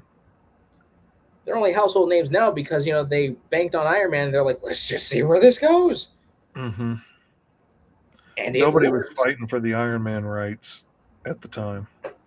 for sure. And then think of it this way: Spider-Man is one of the most popular characters of all time. Period. So of course Sony is going to hang on to that, but at the time Marvel went bankrupt. They had to chuck Mhm. their properties to see if they can make any semblance of money. But mind you, now they're kind of suffering the repercussions of those actions. DC has no excuses. Like they have every What's single up, weird character. stuff? Hey, how you doing there? But like I was saying, like DC has no excuses because in their situation, they have the rights to literally every character imaginable. They didn't send them off to different studios. They didn't send them off to different companies to try to make a quick buck. They still have the rights to every single character. Right I now, mean, there Batman's are a couple that there are rights issues with, like Black Lightning. Uh, the actual guy that created it got to keep the rights to that one, which is right. why he doesn't show up in the Super Friends and didn't show up in Justice League, and they had to create new characters for that, and then those characters are owned by the companies that created them, and so that's just a crazy little side note in history there. But so But there's a couple out there, but for the most part, they own everything and can do whatever they want with their characters. There's no excuse for them to be not doing awesome stuff with it, except they're just letting the corporate overlords, say, "Oh, but we got to do this and we got to do that and we got to tie it in, to toys at McDonald's and blah blah blah," and not worrying about making cool stuff. And mind you, we do like a good, McDonald's toy promo, but also we would like a good movie, good stories, and other forms of merchandise as well. I mean, keep in mind, I think Batman was just like their flagship, like this is the moneymaker. And there's more Batman media out there in the world because they only banked on one character that kept showing good, results. And yet they wouldn't let any other character shine. Mind you, the closest thing to that obviously is of course Superman. And then you have the Teen Titans. In my opinion, those guys are like right there, in terms of the DC universe. You got the Justice Oh, League. Lupon's awesome. Thank you so much. You're the best. You're the best Thank you so much Lupons for I've backing ever Roll for known. Hero Handbook Kickstarter. Thank you so much for partaking. Makes me very happy. But yeah, all to say though, DC has no excuses. Thankfully, James Gunn at least incorporated other characters to try to make the world feel lived in, which is great. The Mhm. only downside is it's like Marvel was able to build up their universe little by little. And mind you, that was in 2008. I was 9 years old when those movies started. And the fact that the franchises are out now with these heavy hitting films is fantastic. DC could have been the competitor. They could have been competing side by side. They just kept fumbling the bag because nobody really cared about these characters, especially, let's be honest, Superman at the time. Superman was always given those like that he's too weird and campy, but now we're playing into the weird and campy, and what's happening? Money's being made. Spider-Man played into the weird and campy, classic red and blue costume, And what happened? It made its money back. And Yeah. then some. It's there. They just have to be willing to do it. And, you know, and let people that actually love the properties be the ones that are working on the properties instead of bringing in like somebody who's got a big name or somebody who's really hot right now and they're like, yeah, I never read the comics. I'm going to do a total deconstruction on like what it means to be a superhero. And it's more of like, man against mortality than it is. No, No, just like don't even get me give me started an with those awesome Superman deconstruction movie. nonsense, man. I tell you. Don't get me wrong. I like the idea of getting to test heroes and trying to see how they could be different. Not going to deny that. It would be interesting to see like how heroes are always being tested. Sure. But with Superman and Spider-Man and Batman, you got to play into a touch of the camp, a touch of the weirdness. They're not normal books. You're looking at men in tights that fly, shoot webs, throw things. That's not normal. Play into how fun, weird, and unique it is. And James Gunn definitely did with Superman. And until this day, it's one of our favorite films. It's like, come on. Both Spider-Man and Deadpool are the Marvel's clowns, yes, but also I would say Deadpool's definitely the clown. Spider-Man is just now the face of Marvel, period. I feel like, when people think Marvel, they think, oh, let's just think of Spider-Man. Which he always was, for a long time. I mean, him and the Thing were always the face, like forever. But you gotta roll with the punches and use what they could use, and they couldn't get their hands on Spider-Man's rights to make movies at the time. And Because Sony's greedy. which is crazy to me that like Sony held up the rights for so long and was like, no, we don't want to make money unless we make it our way. No. I don't trust the people that made these characters so famous and worth all this money to make them cool and worth and make me money. No, I don't want to do it that way. It only works if we do it my way. It's either my way or the highway, and they just always kept choosing their way, and it kept sucking. Anyways, McDonald ruined Tim Burton's Batman films with Warner Brothers thinking, oh no, not McDonald's money. Let's get Joel Schumacher for kid-friendly film. Yeah, I mean that's when we got bat nipples and the bat Visa card or whatever. The Bat credit card, yeah. Yeah, that was incredibly stupid. But I think it was because they, oddly enough, were basing it off of Adam West's Batman, which already, don't get me wrong, good that we were able to acknowledge the Bright Knight, but probably not the best one to base something off of. Like, if you're talking Batman media, you could have gone any other route. But you went with the Bright Knight 60s, show with Batman dancing and doing some odd things on that show. But I mean, hey, like I said, I ain't judging. Yeah, that Batman got a case of the ain't right sometimes, but I didn't need to see that much of Adam West at any point. A jazz belt would have done that man some wonders and would have made everybody a little more grateful, I think. But, I digress.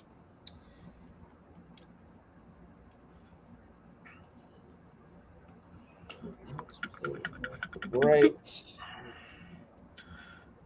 Dolores.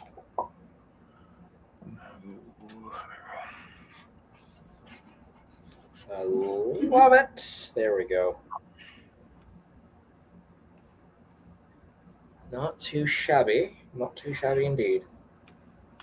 Also, the hourglass is making me think of the Omnitrix, says Benjamin. It's really hard not to think of that, Mm-hmm. It is such an iconic device, for sure. Yeah. The fact that it took a symbol it's funny, too, because it's like, if anything, it's very interesting, because you got a bat, you got a spider, and you got the letter S in a diamond being the most iconic symbols of all superhero media. I think the Ben 10, now this is just my objective opinion, because, again, it's my opinion that nobody asked for. I do believe that the Omnitrix is like right there in terms of like iconic symbols for a hero. Again, it's an hourglass. It's not one of the most convenient, things to utilize. For the 'Cause, again, right generation, yeah, 100%. oh yeah, for sure. And I'm surprised that the power button hasn't even been used yet. That's why Power Core is one of my favorite. I held on to that symbol for a long time because I'm like, I don't see a superhero with this. I've seen other people's takes, and they're cool and all, and I'm like, why isn't that the case? That could have been an instant cool costume for Power Girl using the power button symbol. I've seen somebody actually do that. And I'm like, that would actually work really well. Hence, the power button. It's a missed opportunity, really, with that symbol, but Indeed. that's why I'm using it. For my guy, at least.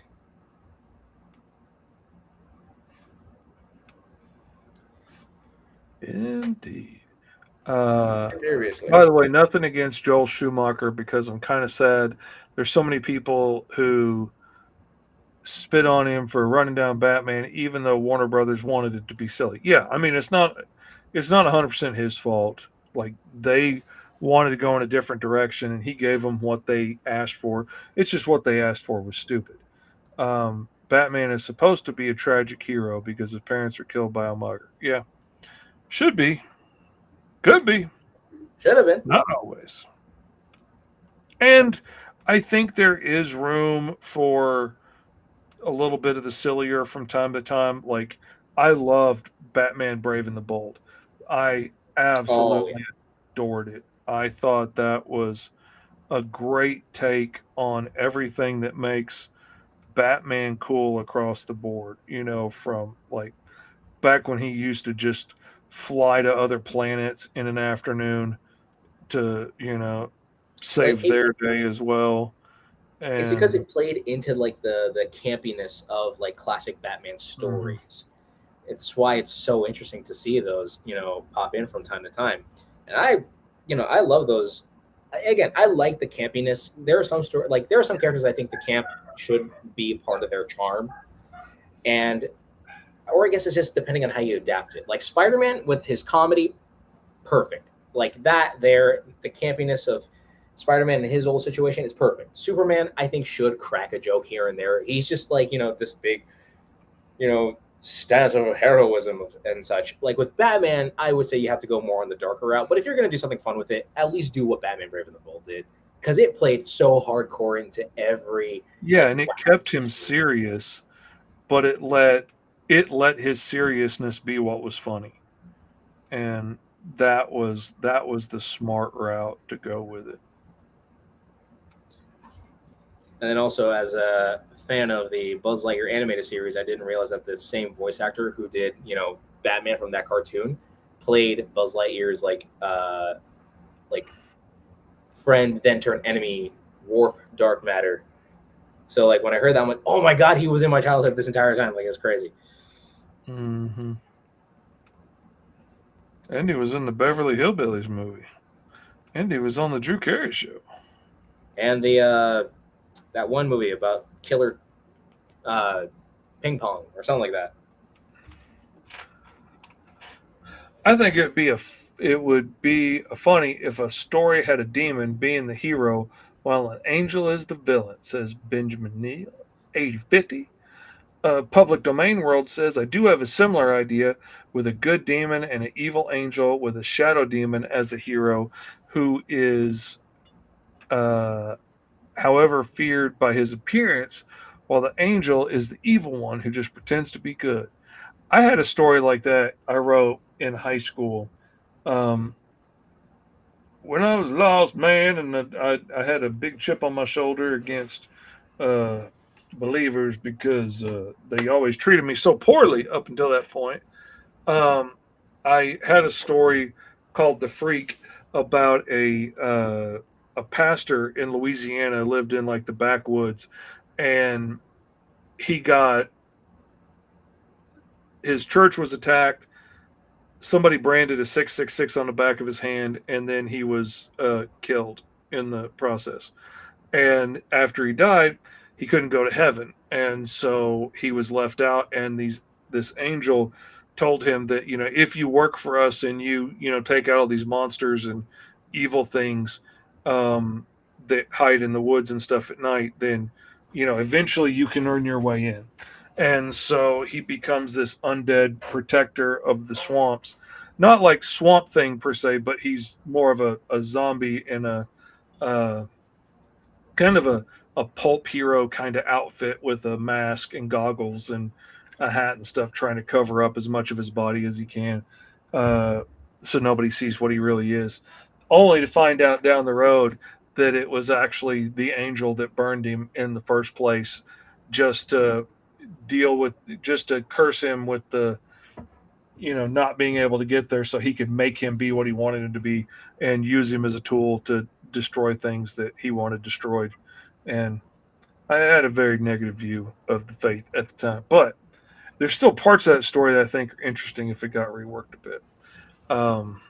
Let's see.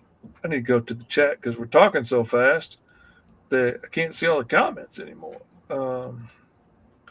They're going by quickly. All right, this almost there. I think I should just color some of this line art to make it definitely. I'm just a huge fan of heroes who don't look exactly like normal heroes. 100% public domain. I liked the Buzz Lightyear Star Command movie when it was revealed that he was Agent Z. What names do y'all have rumbling in your minds for these characters? Said Dragon Gaming. That's a great question. Oh no. No clue as of right now, but I'm really liking the way haven't really played a lot with sand texture. I don't know how people who have to draw Sandman do it, man. It's got to be tedious as crap. But that's just me because I am limited in my knowledge on how people use other programs. Man, if I had to do Sandman in a book, I'd be making all kinds of custom brushes. I'm here to tell you what. This is true. You would be doing that. All right. I don't know why Sandra was the first one. Obviously, just because of all the sand. The nanobot technology, Sandra. I could do like golden sand or what's like another one? Golden sand's not bad. Gold sand.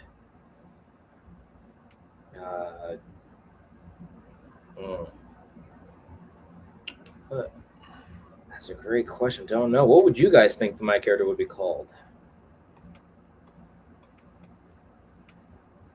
I think the purple might be too common for this aesthetic. Yeah, I don't know either. I haven't come up with a name for him yet. It's been a while since we've actually just done a good old-fashioned roll for hero type of show where we just randomly made up an idea for a character. He's definitely I'm thinking like a doctor something or a captain or like professor or like he's a smart dude and he's going to want everybody to know how smart he is. So I think he would probably definitely have. Oh, I think it would be interesting if his name was like IQ. Like a simple, but yet very like punchy kind of name. It's like, hey, yo, it's IQ. Or, it's like, look out, it's IQ. I know, I'm smart. Like, leave me out of it.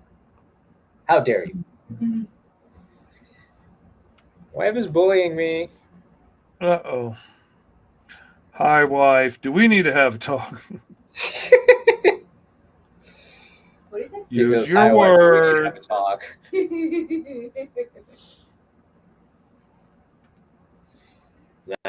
Apparently that her love taps, as she calls it.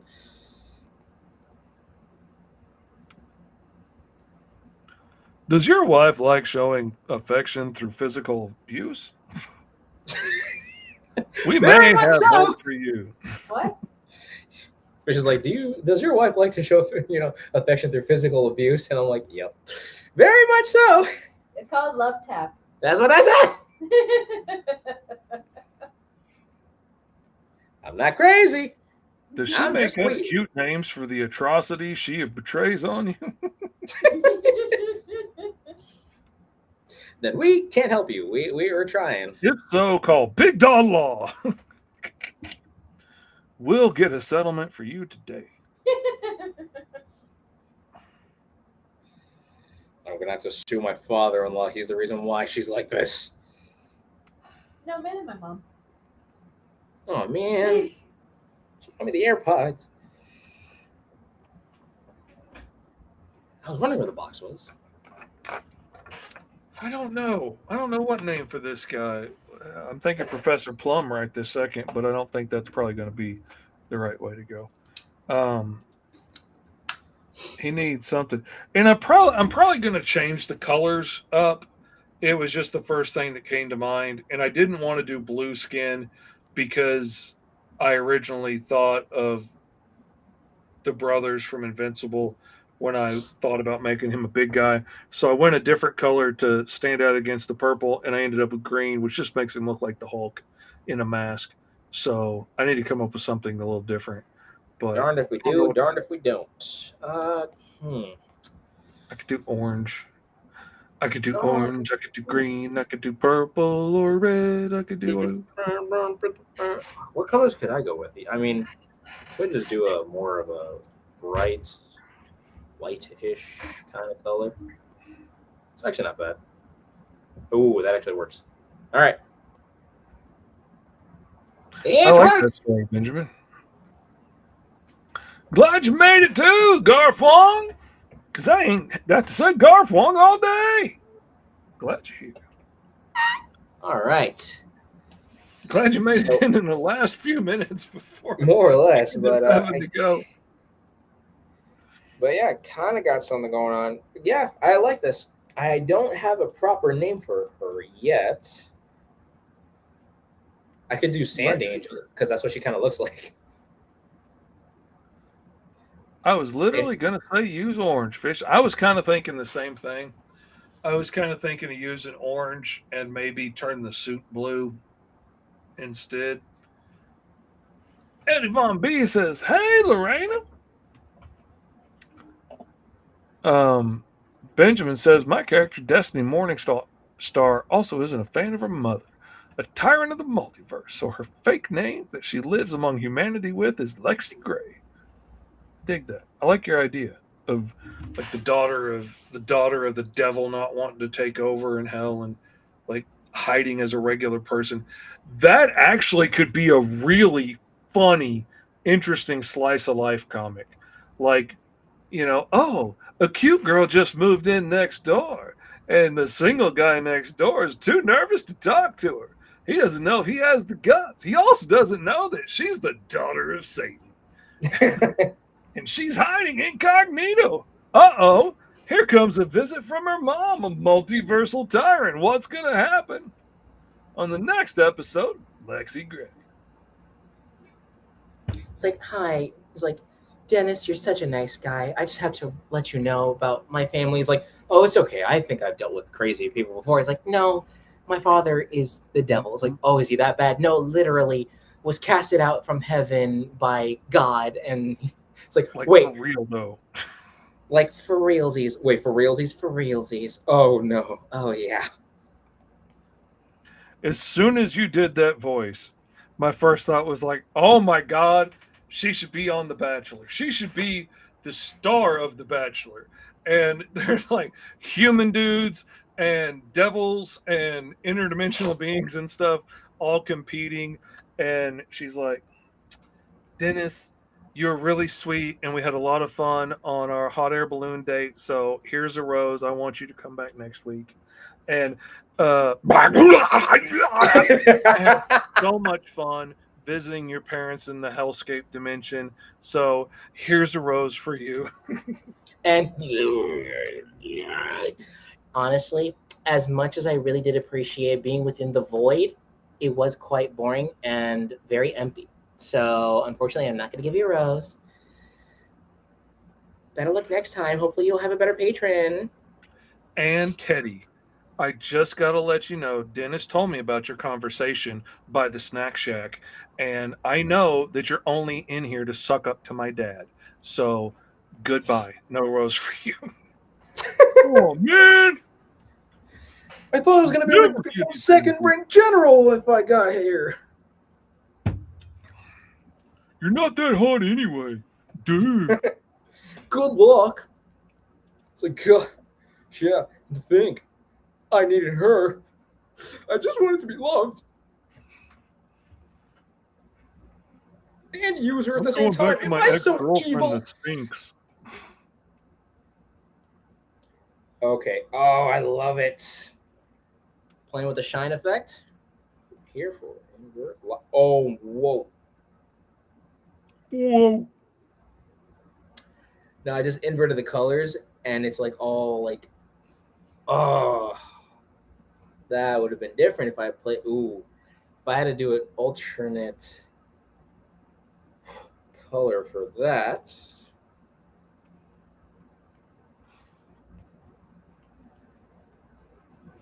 I could be purple, I could be nurple, I could be do. I'm gonna have that song in my head forever now. Oh yeah, you're gonna be mad stimming on that for a bit.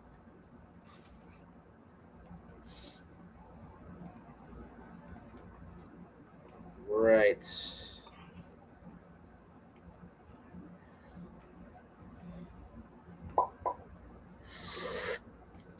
There we go. Boom, boom, boom, boom, boom, boom. Invert, take that all away. And then imagine inverting that. Ooh. Lexi Gray also has the ability to use her runes to turn herself into a dragon form.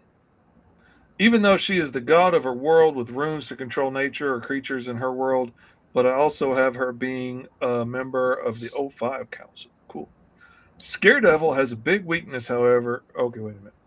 Okay, I gotta go way back up here. I have a demon character called Scaredevil, says Public Domain World, who lives on Earth after he was bored in hell and instead he became a hero on Earth. He's hiding as a human student and likes making sarcastic jokes.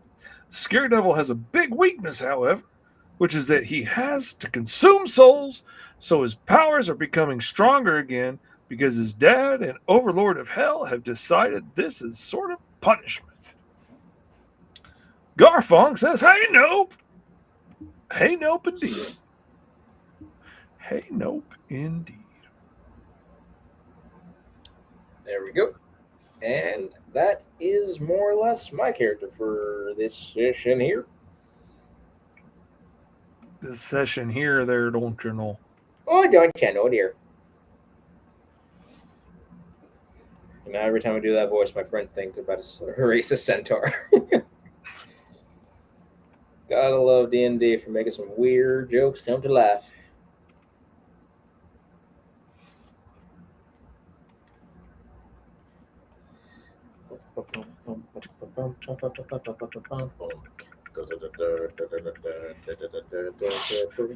Yep. Now you got me singing on that. Now you got me singing it, Fish. Come on.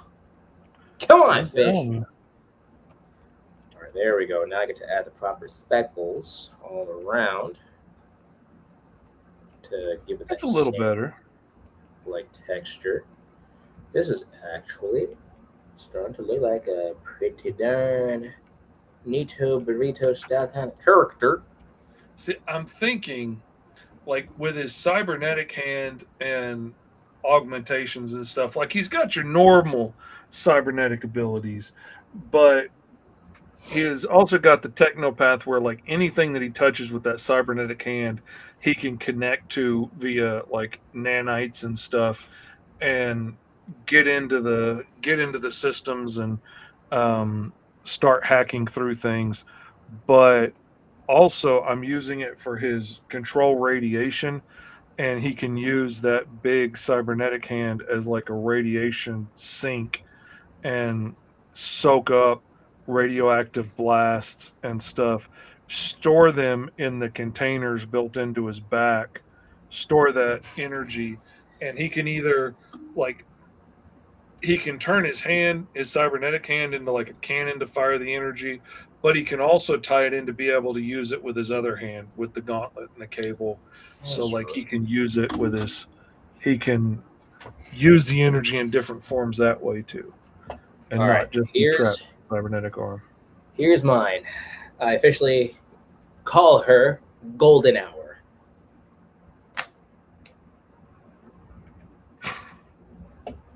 Totally not at all based on the song.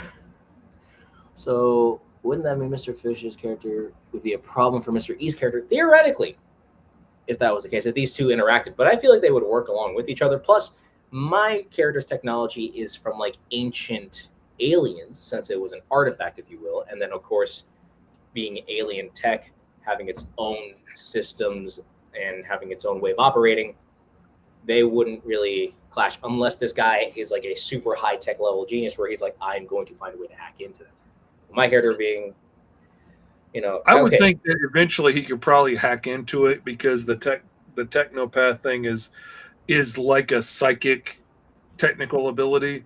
So he could probably communicate with the tech if he got his hands on it, and Mike could even get it to work with his possibly, but that would be more of a I'm using the force of my will to make you work with me more than I actually know how it works, and I'm making right. it. And also, this is also an ancient artifact. I'm going to say the artifact is the helmet itself. So in order for her to fully transform into this character, she would have to put the helmet on, like Dr. Fate style, and then she'll eventually embody it. Okay, I can't tell between either Sand Angel or Golden Hour. One of those two names I think I actually really like. Sand Angel, I think, might tie into it a little bit more efficiently. It's also very unique of a name because, Snow Angel, Sand Angel, It's like, it's Sand Angel, and I will reign gloriously all throughout. Like, her hideously evil is probably just, again, her rage against other people. I can see that. So, if anything, she is going to be known as... Yeah, I like Sand Angel better. And I'm thinking my guy was a villain before his explosion, and I'm thinking before that he focused on his technopath abilities to be able to turn machines and build machines and stuff. So I'm thinking like Machine Master or something along those lines, like something that direction. I don't know. Or just simply calling him, I think, just the Machine. Like that one comedian, in his story is like, he tries saying like, he tried saying something in Russian, but he ended up saying, "I am the Machine." But maybe just calling this dude like the Machine or the Engine. Maybe. I'm gonna dwell on it for a minute, but I like it. I love the collar. I love the popped collar. That's my favorite part about him. That and the bulk. A big dude in a snazzy, fancy jacket with a popped collar. This dude's got a sense of style, which is why he wears a mask underneath his cybernetic face. Because, it's all about style, baby. You gotta look good to do evil. Oh, I could absolutely see him saying that. Like, is it really worth it? Yeah. You gotta look good to do evil, baby. Gotta look good if I'm doing evil. All right. We gotta wrap it up and get on out of here. Yeah, because you got a whole other show. So we officially have our characters, or at least I got mine right over here. Sand Angel and pending title. But yeah, this was a super fun, just going at it. I actually really like how this came out. Again, playing with the angelic aesthetics of her design, and also the fact that, playing with sand as I said, that was very difficult. But outside of that, I'm yapping. Please, before anything else, go check out the Roll for Hero Handbook Kickstarter at GoMrFish.com, or go to the Kickstarter, look up Roll for Hero. That's ROLL, the number 4, and HERO. If you support with a simple payment of 5 George Washingtons, 1 Abraham Lincoln, or, lots of other George Washingtons in the shape of coins, you will be able to apprehend your spot in being part of the Roll for Hero Handbook live stream, where we're actually going to be doing an exclusive mini comic stream for you guys to dictate what kind of situations our characters are going to be embarking on. Which characters would you want to see partaking in the stories? What do we got? Pending title 4. That's funny. But again, go check out the Roll for Hero Handbook. Be a part of the exclusive streams where you get to dictate what our characters will be, doing. Are they fighting each other? Are they going to be working together? Who's going to be what? What's going to be where? I don't know. Please go check it out. But outside of that, we are going to be ending our fun time here. So I will be ending things off with our 3 simple rules. Always remember to stay awesome, to stay weird, and to keep life to the easiest. And always remember that art inspires all, but you can inspire more. But until then, everybody, your uncles love you, and keep it easy out there. Roll for hero. You know, and even if you were to have like a prompt of 10 different things, right? Like say if you had one prompt of like, oh, like here's 10 different personality traits, here's 10 different superpowers, here's 10 different drawbacks. I like coming up with random list of powers and then just see what I come up with. Imagine rolling just those things every